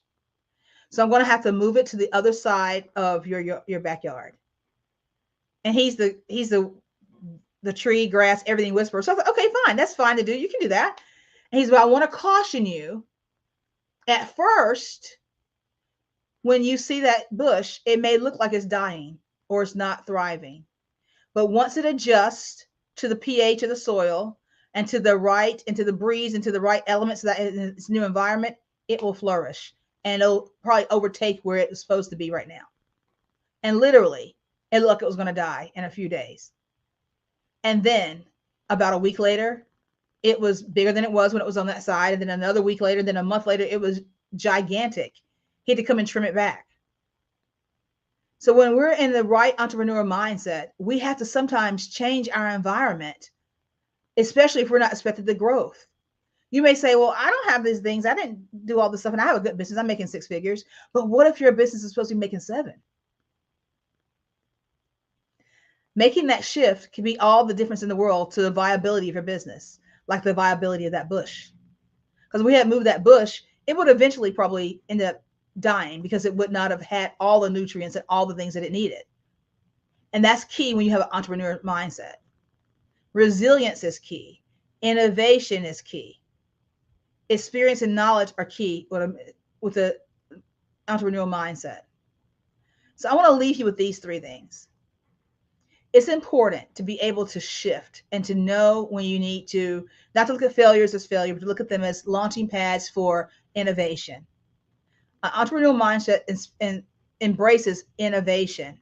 It doesn't look at a situation and say, well, this is how it's going to be. Let's scrap that. It looks at where there may be some situations where you can pick out the good pieces and recalibrate them and make it a better situation and make it a better platform. Make it a better t-shirt, make it a better book, make it a better whatever you give, make it a better course, whatever it is that you give. It's important that you look at your failure and realize that it helps you to reassess your priorities. A setback is only a temporary hurdle. You learn to look beyond it. You start anew, reordering things that are most important, and you shuffle things around and you move to the right environment, the right pH to get the ultimate growth of your business. So since the entrepreneurial mindset centers on constant evolution and improvement, you realize that what you valued 10 years before is not what you value today. It's a constant work in progress that helps you to move ahead, leaving setbacks behind. So don't let your failure define you, because you will. I keep talking failure because we will fail in our business. There's no business that's 100% perfect. You will fail in that business, but don't let it be a setback. Let it be something that pushes you forward. And as you embrace the entrepreneurial mindset, remember, you need flexibility. Like that bush I'd be flexible and tell him, I could have told my landscaper, no, leave the bush where it is. It's okay where it is. I don't want to risk it. Entrepreneurs take risk. Entrepreneurship is a risk. So with the right mindset, that risk turns into reward. With flexibility, failure is an effective way to realize the need for change in your plans or strategies. So while it's important to have a good plan in business and success, you still have to be able to understand it's not set in stone. Again, the pandemic should have really taught us that. So think about what you learned from the pandemic. What did you learn about your business? Where are there gaps you need to fill in? And where do you need to implement a more entrepreneurial mindset in your business so that you can position it to be and solve the problems that it was created to solve, and to be a lasting legacy, not just for you, not just for your family, but for those that you serve. Warren Buffett said this: someone is sitting in the shade today because someone planted a tree a long time ago. Entrepreneurs are forward thinking. So as you think forward, successful entrepreneurs know that big goals take a long time to achieve. So they start with their goal and they work backward or reverse engineer it every step of the way. If I want this, I got to do that. But to do this, I need to do that, and so on. And they keep working, and you keep working, and you keep working till those rewards come. So again, a recap on some of the key elements of success for your foundation include a growth mindset, awareness, innovation, flexibility, and resilience. Successful entrepreneurs know that awareness is key. Having an entrepreneurial mindset will allow you to think, act, and perceive the world differently from the average worker, from the average person, setting the foundation for your success. And just like any other mindset, you can't develop an entrepreneurial mindset overnight. But by understanding some of the key entrepreneurial traits and watch your behavior and learn how to think like an entrepreneur, knowing that successful entrepreneurs are always learning and always recalibrating, you will be successful in what you do. Thank you. I can't hear you. I'm so excited. I'm on mute. I'm gonna call you Miss Jackie. I said, "Oh my goodness, you dropped so many gems." I was sitting here like, So thank you so much for that inspiration about entrepreneur growth mindset. It's just powerful, the things you said. It really landed because I'm visual. You start talking about, the bush, and then moving environments, and then having and seeing how it just flourished just by that simple shift from one side of the yard. It's power in everything that you were saying, and I was just inspired by hearing you speak. And I'm excited. I can't even get all my words out.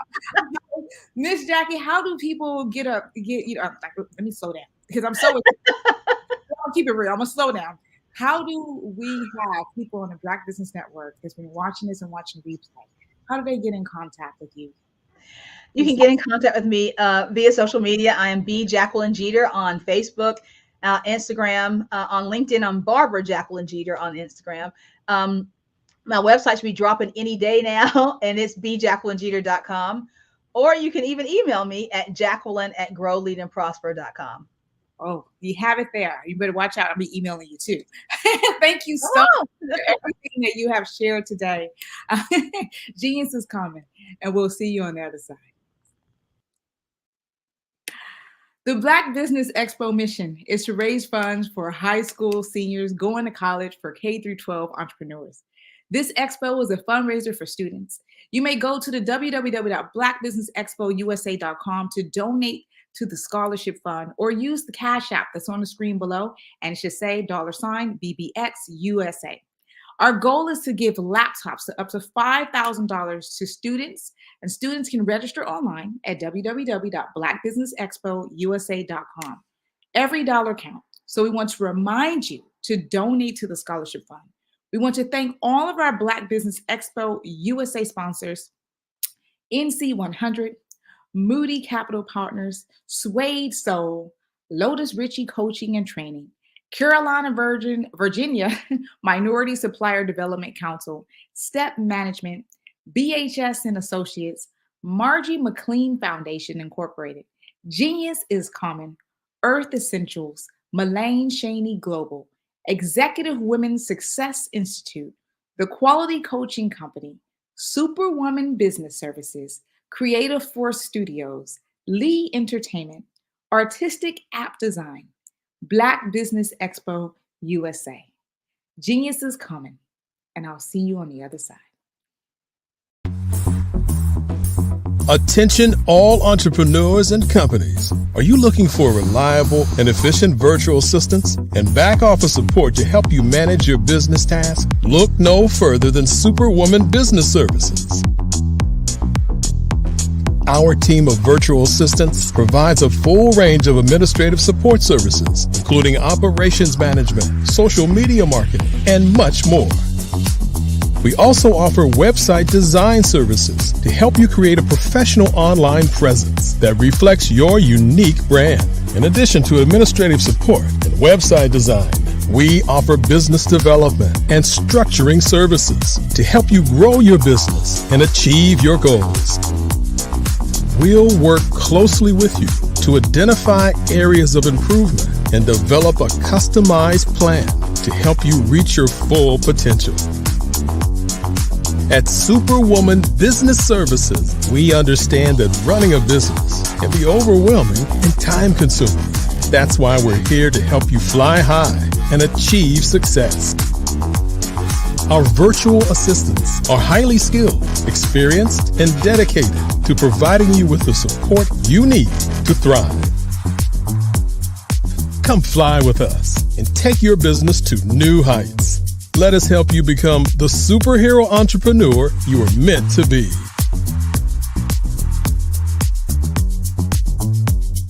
Contact Superwoman Business Services today to learn more about our back office support services. Come fly with us and take your business to new heights.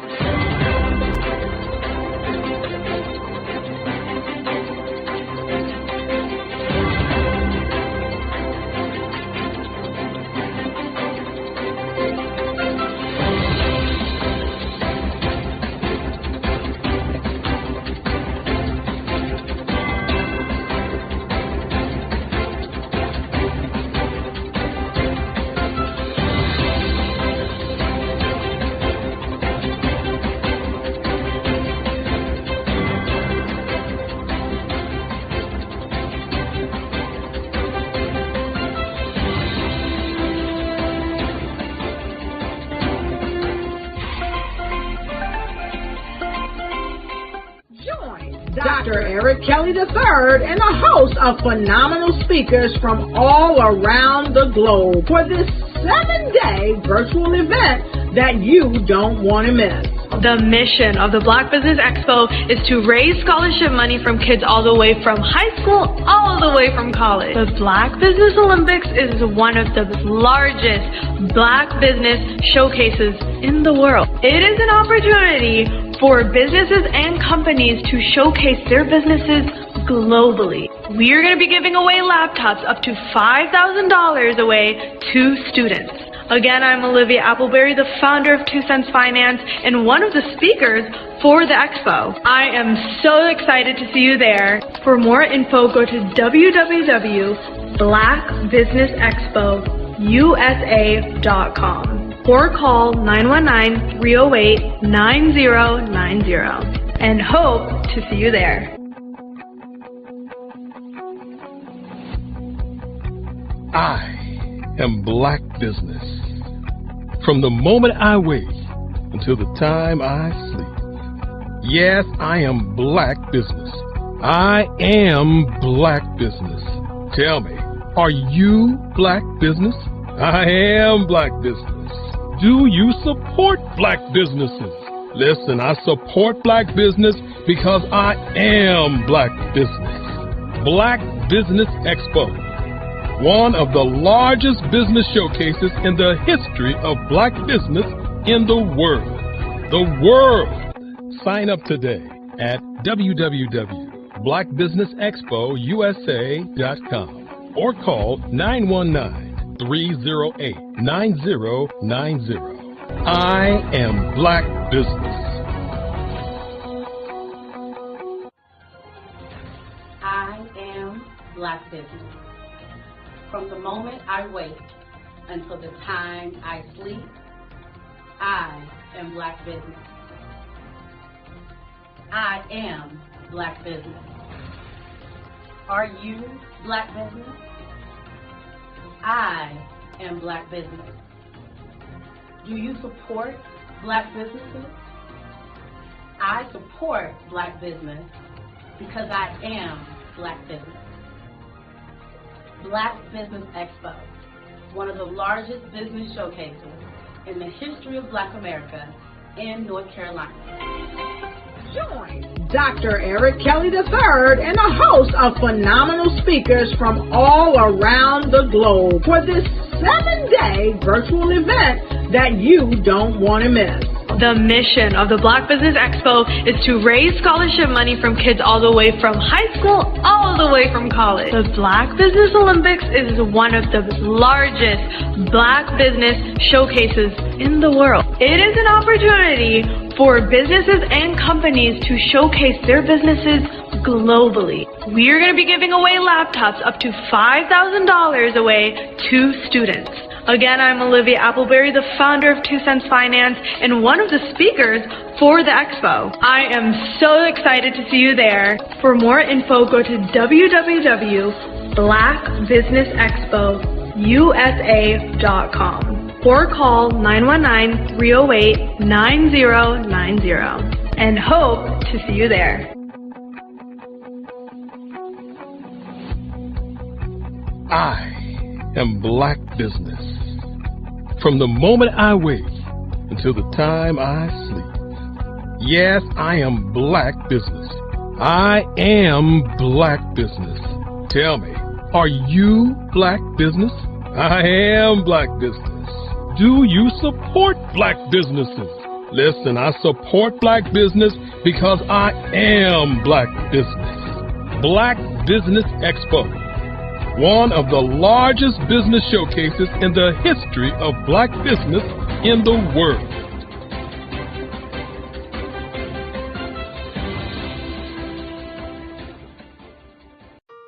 Hello, this is Israel, and I am CEO of Daydreams Interactive and author of Princess Planet.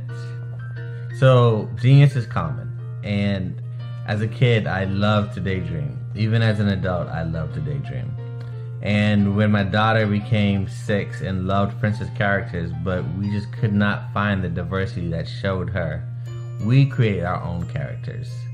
So for instance, you have Princess Nulu right here. Princess Nulu is from Uganda, and her genius is that she loves to take care of animals.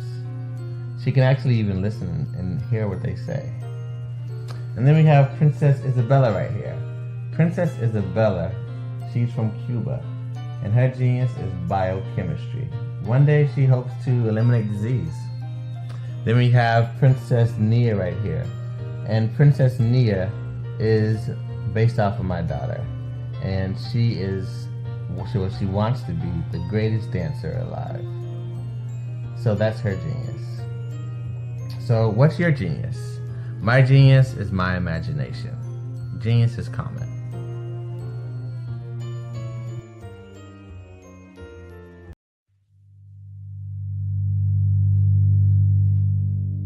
So what we have to do is when we get in a spot, we need to create some spots for us. That's the main thing. We need to be able to be in a position where we're able to create those spots for us.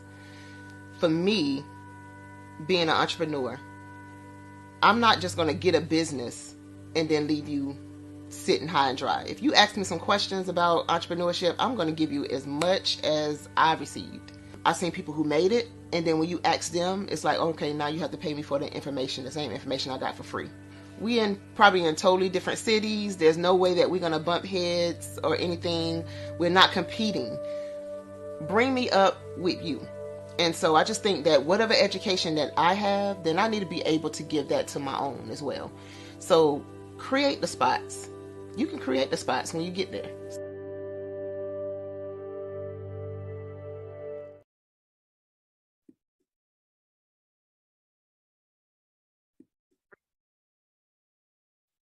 Hello, I'm Dr. Madeline Ann Lewis, President and CEO of the Executive Women's Success Institute. And my genius is helping women accelerate the path to success. You know, I was blessed to have strong women in my life who encouraged, motivated, and pushed me to do my best and to never even think about giving up on my dreams. So I say to women, we must show up to rise up. We have talents and potential, but who will see them if we don't speak up and get noticed? I know that women are a tremendous resource on this planet, and there is nothing more fulfilling than helping a woman tap into her full potential. I do this because I want to be a part of helping as many women as I can to show up, to rise up. I do this because genius is common.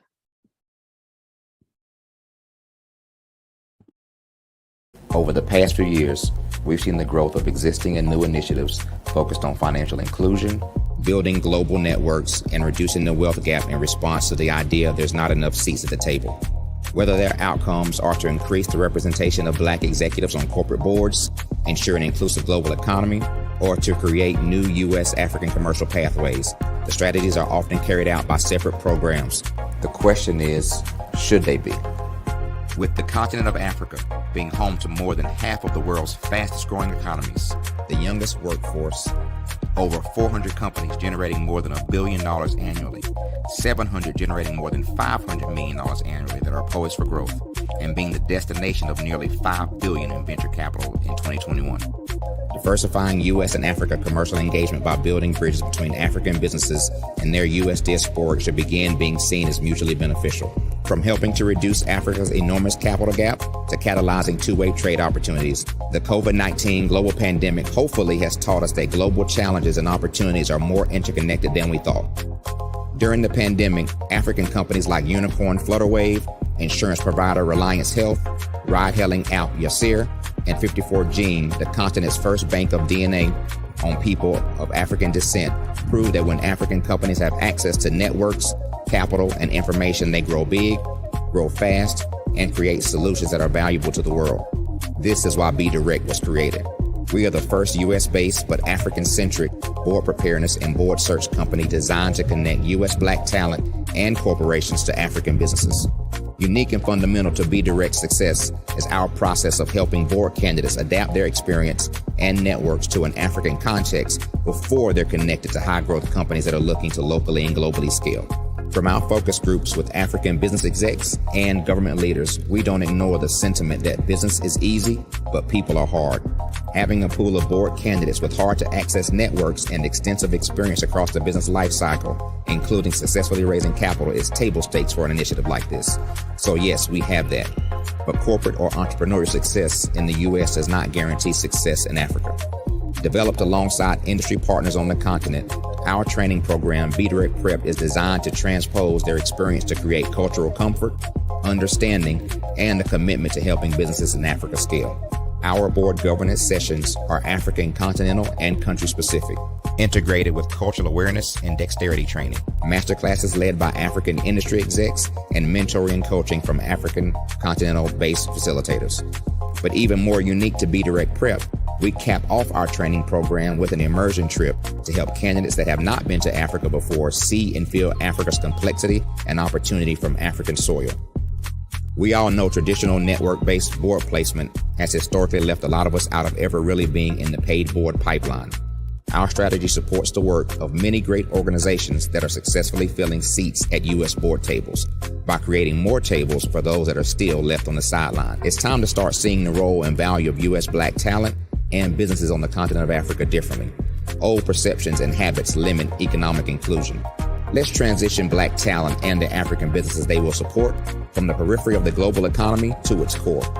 Living in a global lockdown, we all know now how fast local and global economies can change, and see the value of having businesses that hire, strengthen local value chains, and even grow globally. Status quo in any form holds back progress. We must democratize U.S.-Africa commercial engagement by socially and economically connecting cultures that have long been disconnected. It's time for Africa's U.S. diaspora to redefine their global value by helping African businesses scale continentally and globally.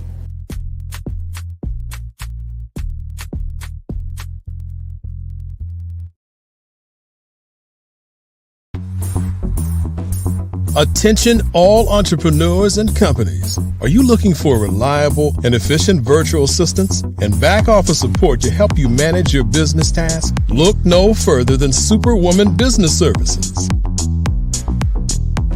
Our team of virtual assistants provides a full range of administrative support services, including operations management, social media marketing, and much more.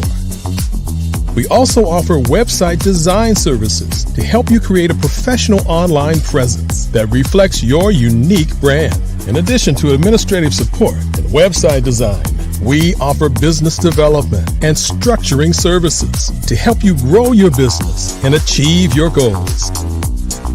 We'll work closely with you to identify areas of improvement and develop a customized plan to help you reach your full potential. At Superwoman Business Services, we understand that running a business can be overwhelming and time-consuming. That's why we're here to help you fly high and achieve success. Our virtual assistants are highly skilled, experienced, and dedicated to providing you with the support you need to thrive. Come fly with us and take your business to new heights. Let us help you become the superhero entrepreneur you are meant to be.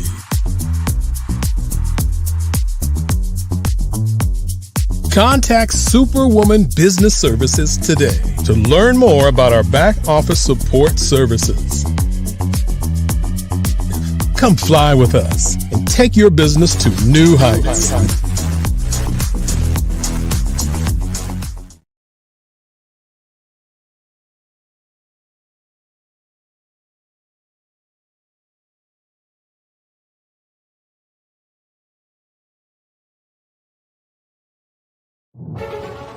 In the heart of America, there are dreams waiting to be realized. Dreams of owning a home, creating a haven for families, and building a future. Yet, there are 13 million mortgage-ready home buyers and nearly 20 million renter households who have the credit and income to qualify for a mortgage but remain left out of the home buying process. These potential home buyers are in urban and rural America, where dreams should flourish. The big banks, the giants of finance, have all exited the mortgage lending business, decreasing their lending footprints across America. They are no longer present and active in these communities. Instead of offering opportunities for home ownership, some of these banks have chosen a different path. They have decided to become mega landlords. They have chosen to invest billions of dollars in rental homes, leaving potential home buyers with fewer options and stuck in a cycle of renting without the chance to build equity and create a legacy for their families. Here is the shocking truth. A report issued by the Home Ownership Council of America revealed that if lenders were to step forward and serve this underserved market, they could conservatively increase their loan volume by $1.5 trillion. $1.5 trillion. This is a $1 trillion business opportunity, ripe for the taking.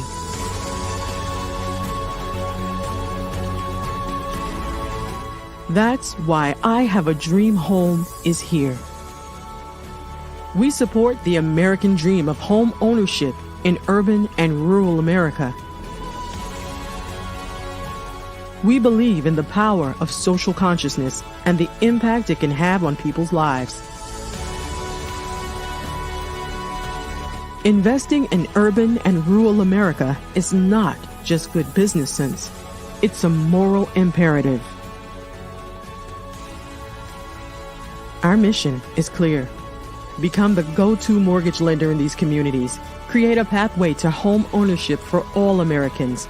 Breaking the cycle of poverty by empowering families to build wealth, stabilizing our communities, and taking pride in our country. I have a dream home. Unlocking dreams, transforming communities, and rewriting the story of American home ownership. For more information, scan the QR code or visit our website at www.ihaveadreamhome.gold.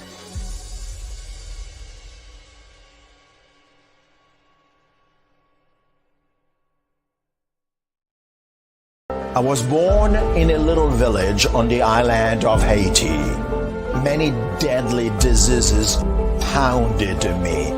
It is as if they were on a mission to end my existence on this earth. I refused to give up. In 1983, I left Haiti and came to the United States of America. And I came with $5, 2 shirts. I didn't speak any English. I came to Atlanta. I got a job. I was a doorman. I was a doorman with a dream. What I used to come on stage. I'd rehearse this moment that I'm standing in front of you. That's the power of a dream. Maybe today is the day you begin acting as if you already have it. And then step out with full force.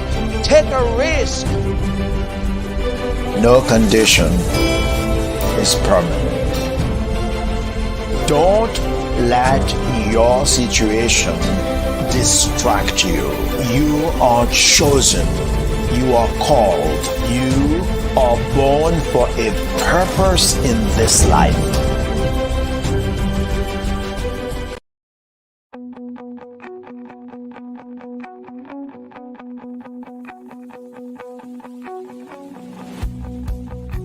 I am Black Business. From the moment I wake until the time I sleep. Yes, I am Black Business. I am Black Business. Tell me, are you Black Business? I am Black Business. Do you support Black businesses? Listen, I support Black business because I am Black Business.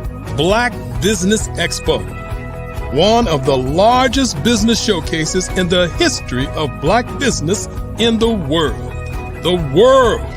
Sign up today at www.blackbusinessexpousa.com or call 919-308-9090. I am Black Business.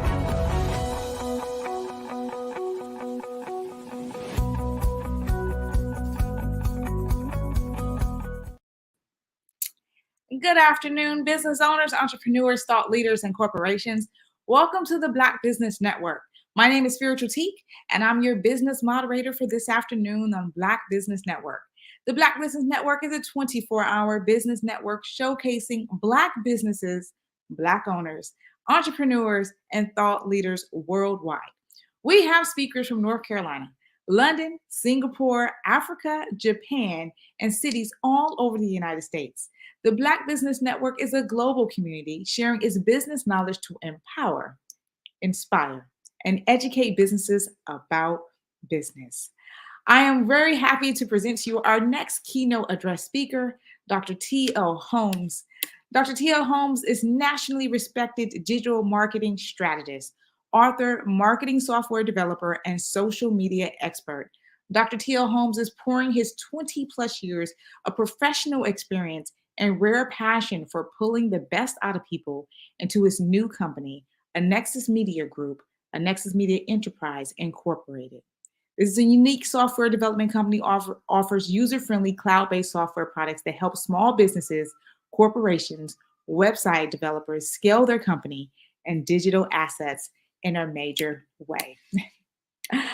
I present to you Mr. Dr. T.L. Holmes. Hello, how are you doing? Hi, Dr. T.O. Holmes. It's great to have you this evening, or this afternoon. It's evening for me. Probably. Awesome, great to be here. Listen, the times and days run together, right? Well, This especially is the Olympics, okay? absolutely Black Business Network Olympics. You got it. Absolutely. Well, genius is coming. I'll see you on the other side. Awesome. Hello, America. Hello, world. I am so excited to be with you once again. I count it a privilege to be with the Black Business Network. This is the Olympics. Genius is common. What we have to do is get used to being successful. I think as a people, we plan to fail automatically. Very rarely do we plan to succeed. One of the things that we have to do is we have to practice being successful. We have to practice being ahead. We have to practice being in the front. We have to practice being on top. It's very important that you encourage yourself, even when you get to the point where you want to give up, you want to throw in the towel, that you don't. I'm going to say that one more time.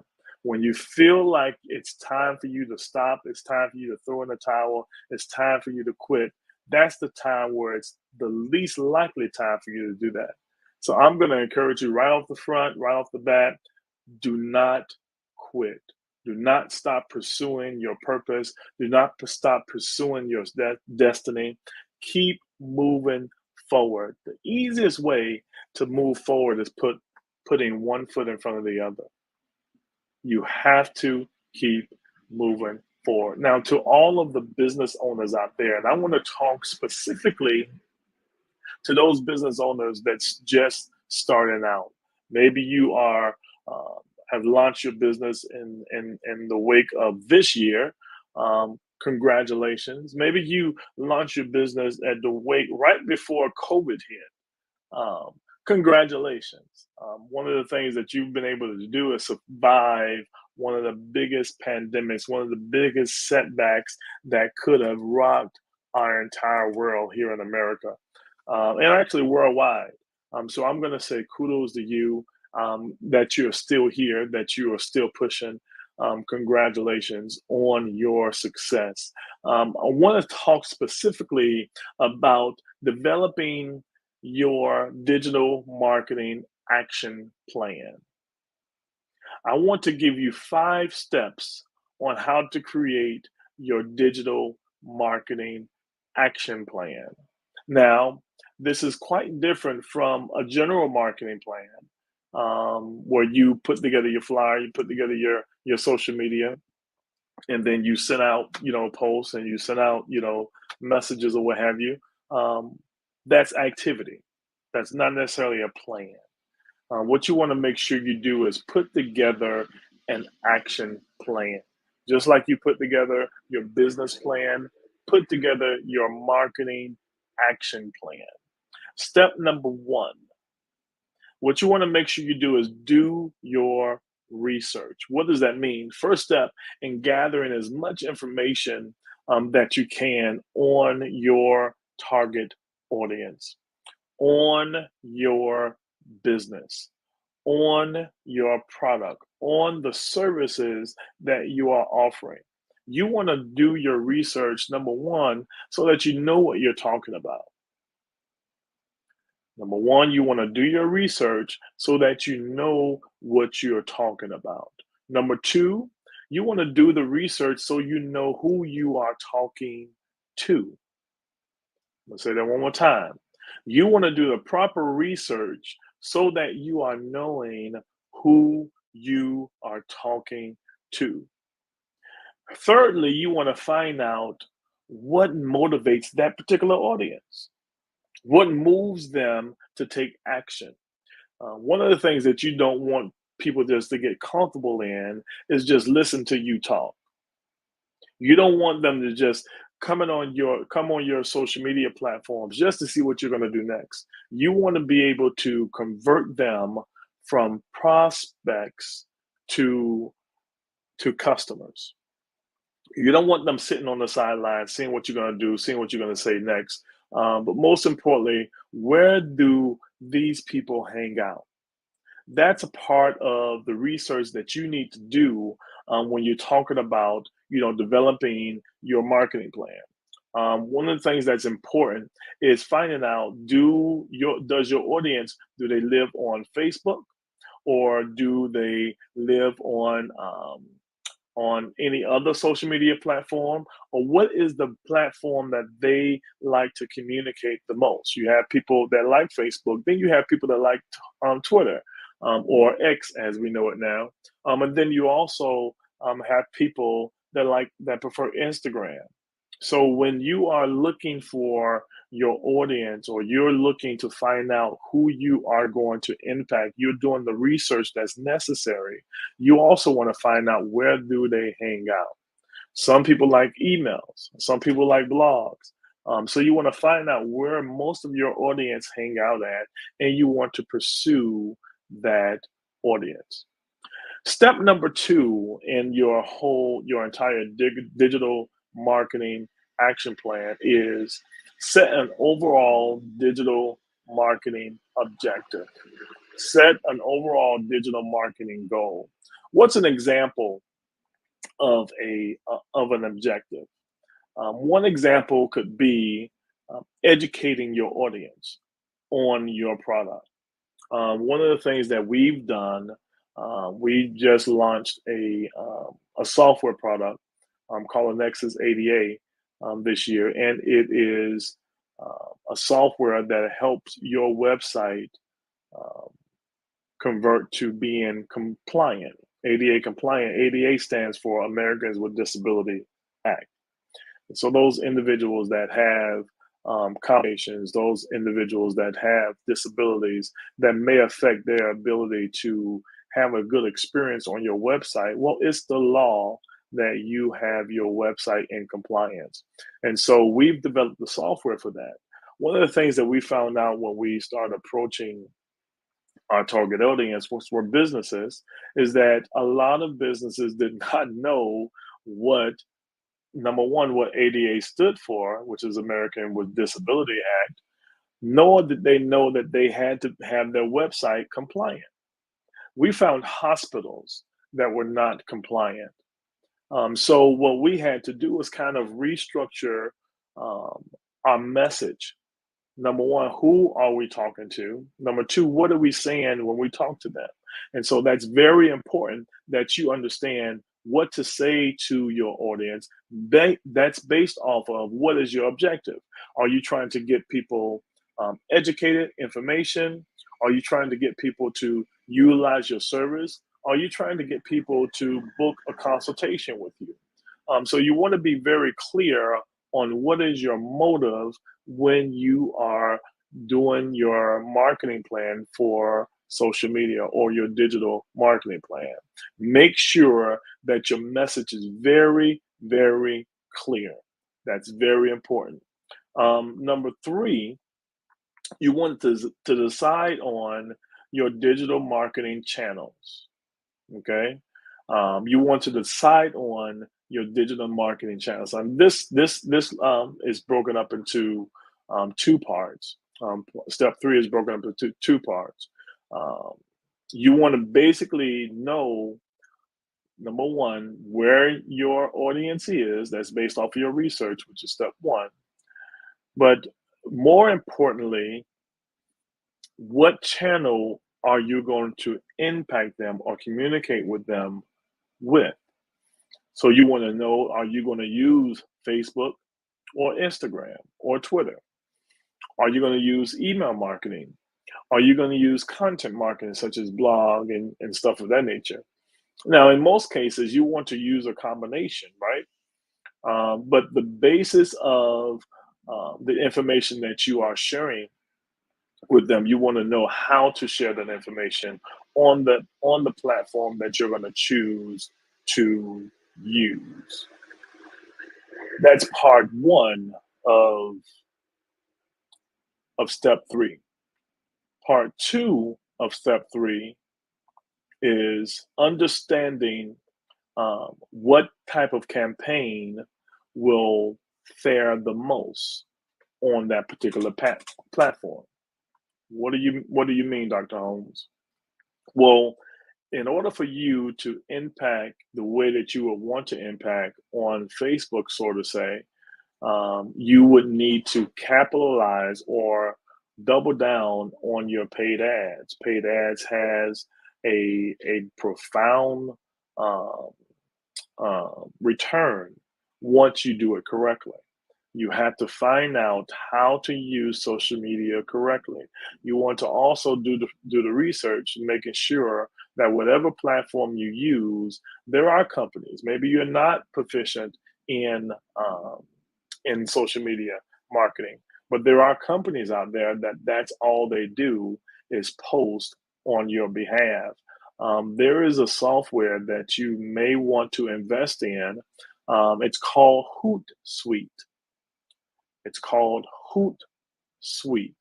That software is designed to allow you to schedule your post ahead of time. Now I'm going to say that one more time. The software is called Hoot, Hoot Suite. You want to make sure you do your research on that software or comparable softwares, and then learn how to utilize it. I like Hootsuite because I can schedule multiple posts to go out, but I also can schedule it to go out on different platforms. So you want to make sure that you are using platforms that you can do that with. So it's definitely important. One of the things you want to do is you also want to know what your goals are when you are putting together your 5-step marketing plan, digital marketing plan.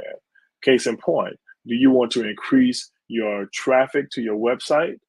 Do you want to increase your subscribers to your YouTube page? Do you want to increase your followers on your social media? What is your goal when you talk about putting together a marketing plan? Step 4, which is very important, and that is plan your actions. Plan your actions. You should know exactly what you're going to do, when you're going to do it, and why you are doing it. One of the things about, putting together a marketing campaign and implementing that marketing campaign is you have to measure the results. If something is not working, do not keep doing it. If something is not working, do not keep doing it. How do you know if something is working or not? Well, are you getting the results that you're looking for? If you have no plan, you automatically plan to fail. Yes, I'm talking about sitting down and writing a plan, whether you meet with your team, whether you meet with your family, whether you meet with your kids. You want to come up with a game plan for your business when it comes to developing a digital marketing action plan. You also want, not only do you want to have a plan or implement the plan, you also want to measure your plan's success. Like I said before, if it's not working, do not continue it. It's very important that you evaluate what you are doing so you're not wasting your time. You want to make sure that every post that you send out, that you're tracking that post. You want to make sure that you are communicating with the people that are responding to the post. And don't just wait to communicate with people that are commenting on your posts. You also want to communicate with people that are liking your posts. There's options for you to tag them or options for you to reply to them. Do that. Engagement is the key when it comes to social media impact. I'm going to say that again. Engagement is the key when it comes to social media impact. You must engage your audience and then send them on the journey that they are looking for.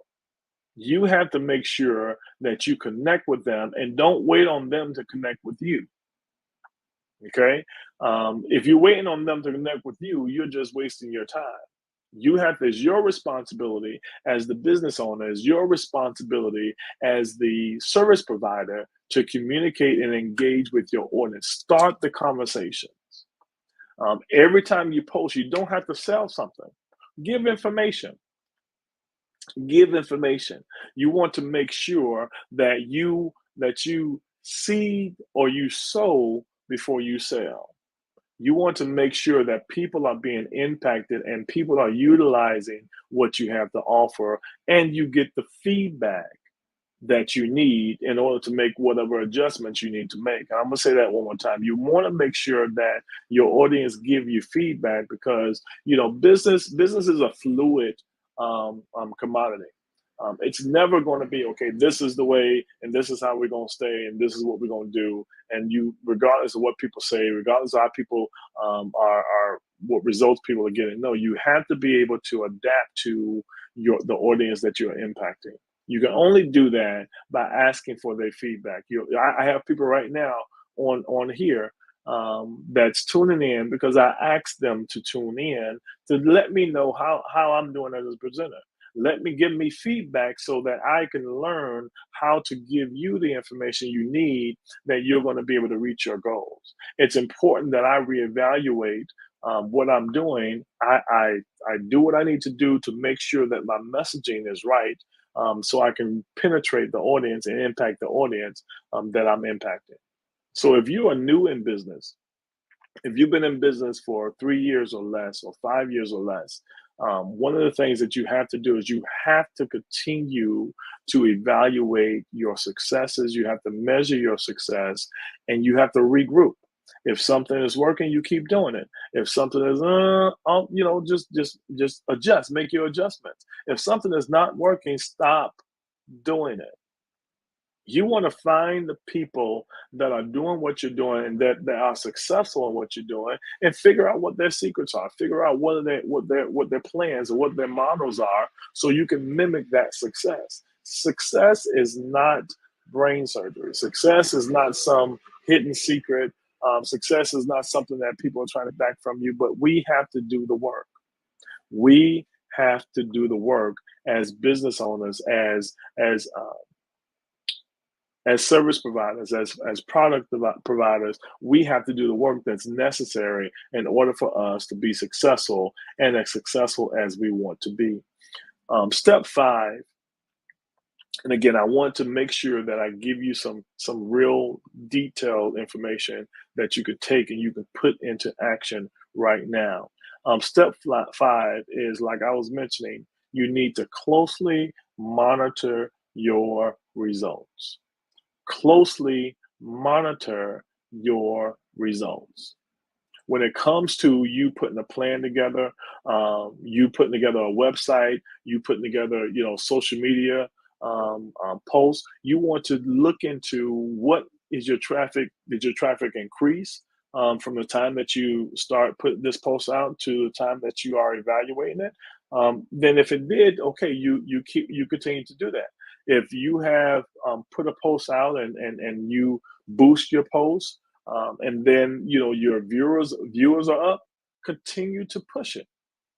You want to give the information that you want to boost the information that is having the most impact. If you make a post and people are not responding to it, please don't repost that. It doesn't mean people want you to continue to push that. No, you may have to change it up a little bit. Maybe have to reword it. May have to spin it around. But you want to also do what we call split testing. You want to see, what colors work, what messaging work. It may be, how you're wording your document or your post or your flyer. You may need to add video or do a reel to get your message out. You want to make sure that whatever you are doing, you're doing it and it's producing results. So make sure that you check your traffic on your website.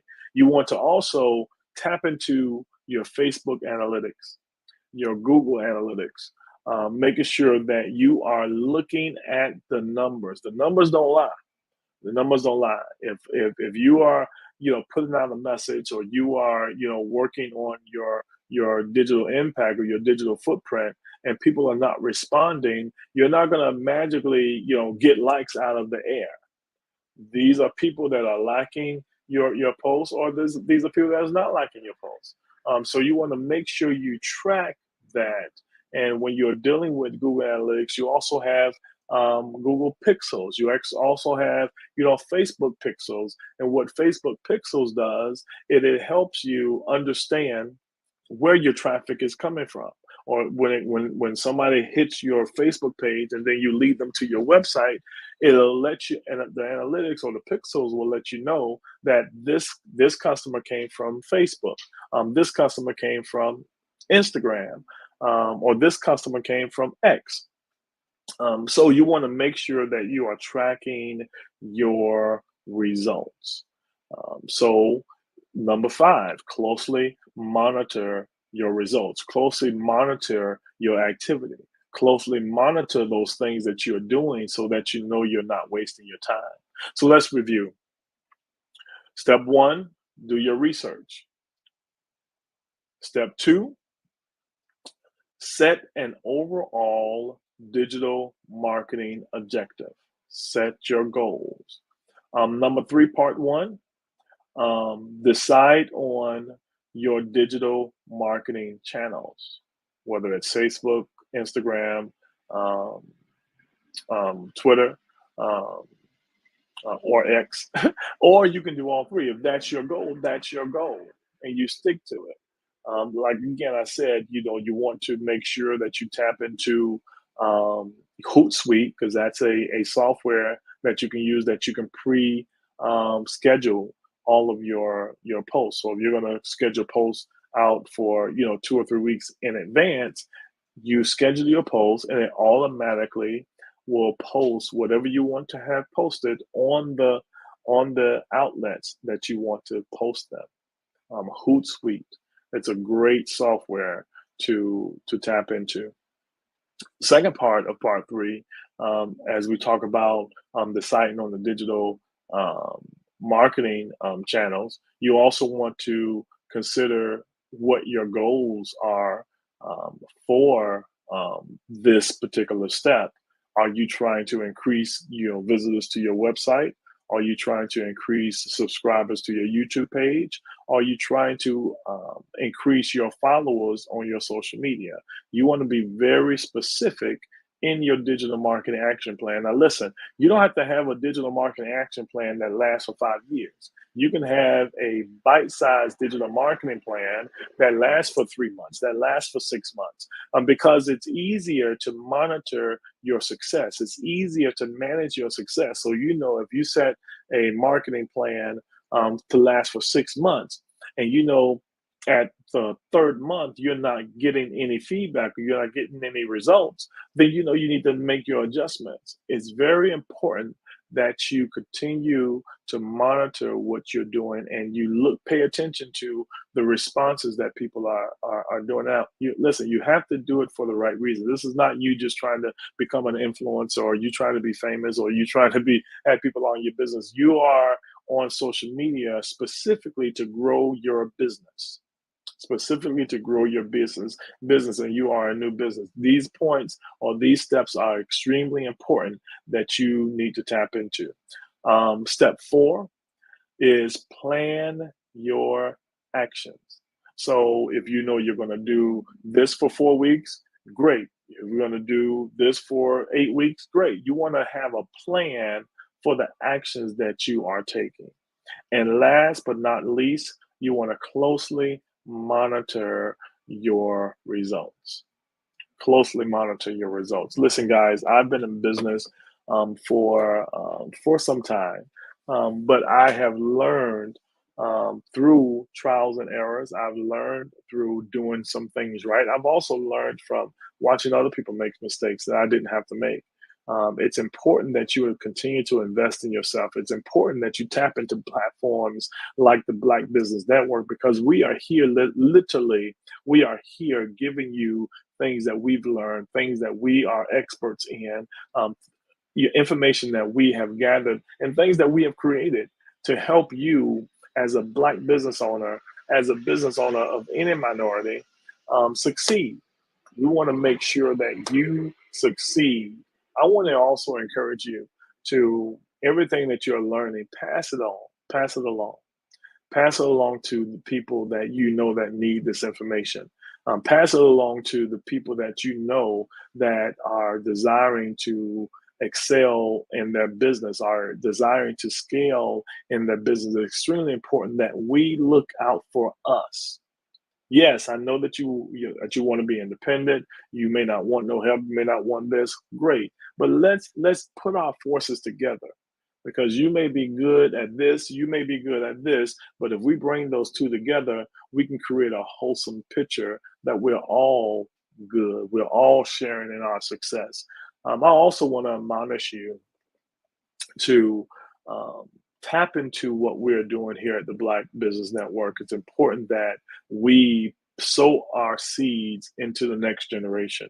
One of the things that I love about the Black Business Network is that we are tapping into our younger generation, our college students, or students that are pursuing colleges, to give them computers. If you have not donated yet, please donate. It's very important. I just spent some time at Benedict College, which is one of HBCUs in Columbia, South Carolina. And just to see the kids, how they are so excited to pursue their education. And so we have some opportunities to partner with the school and to do some things. I'm going to encourage you that, listen, if you have any passions, if you have any desire to help the generation that's coming behind us, this is a great platform to tap into here at the Black Business Network and sow or donate to our college fund that we have here. We are extremely excited to help develop our next generation. And so listen, this is your friend, your brother, your uncle, not your daddy, Dr. T.L. Holmes. But I want to implore you to really, take advantage of the information that we have here. And hopefully that you have learned something today, and, connect with me on social media, Dr. T.L. Holmes online. That's Dr. Holmes online, anywhere on social media. That's Facebook, Instagram, Twitter. That's also App World. So if you want to connect with me, definitely connect with me. I am a real person. Well, I would trust that you are a real person, Dr. T.L. Holmes. I see you. Dr. T.L. Holmes, that was an amazing keynote address. You've already started giving out your details, so I won't bore you with that question again. But thank you so much for your time. I learned something today. No problem. 5 steps down, and I'm sure anyone that's watching this or watching a replay will take value from what you were sharing. So I thank you for your time, and I trust that you will have a good rest of your day. Thank you again for being here on the Black Business Network, where genius is common, and I'll see you on the other side. Thank you for having me. The Black Business Expo mission is to raise funds for high school seniors going to college or K through 12 entrepreneurs. This expo is a fundraiser for students. You may go to www.blackbusinessexpousa.com to donate to the scholarship fund, or use the cash app that's on the screen below and say $BBX USA.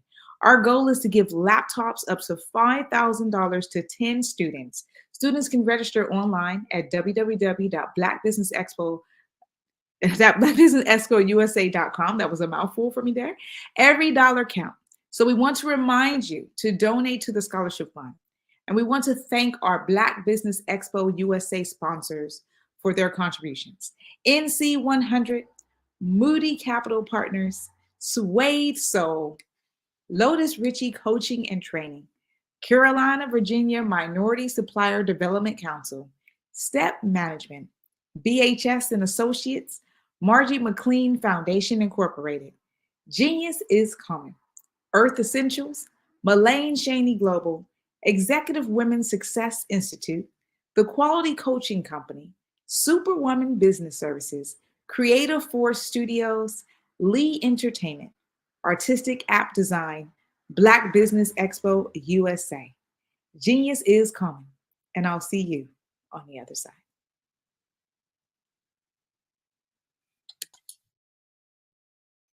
Hi, I'm Barbara Smith. Genius is common. My genius is executive coaching and professional corporate training.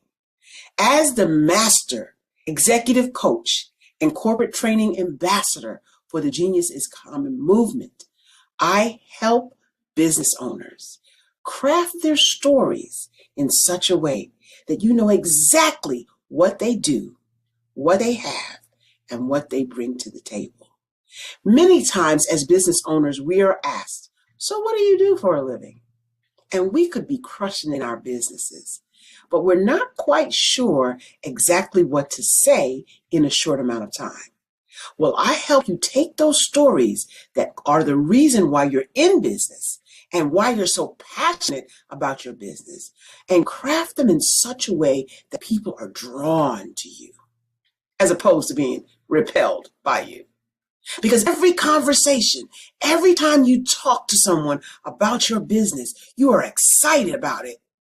But are you really conveying what you do, what you have, and what you bring to the table? And do really people understand why you care so much and why they should care that you have the solution to their problem? Well, I'm here to help you with that.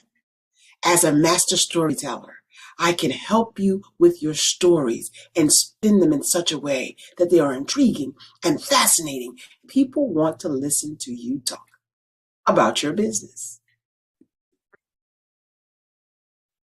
Hello, I'm Dr. Madeline Ann Lewis, President and CEO of the Executive Women's Success Institute. And my genius is helping women accelerate the path to success. You know, I was blessed to have strong women in my life who encouraged, motivated, and pushed me to do my best and to never even think about giving up on my dreams. So I say to women, we must show up to rise up. We have talents and potential, but who will see them if we don't speak up and get noticed? I know that women are a tremendous resource on this planet, and there is nothing more fulfilling than helping a woman tap into her full potential. I do this because I want to be a part of helping as many women as I can to show up, to rise up. I do this because genius is common.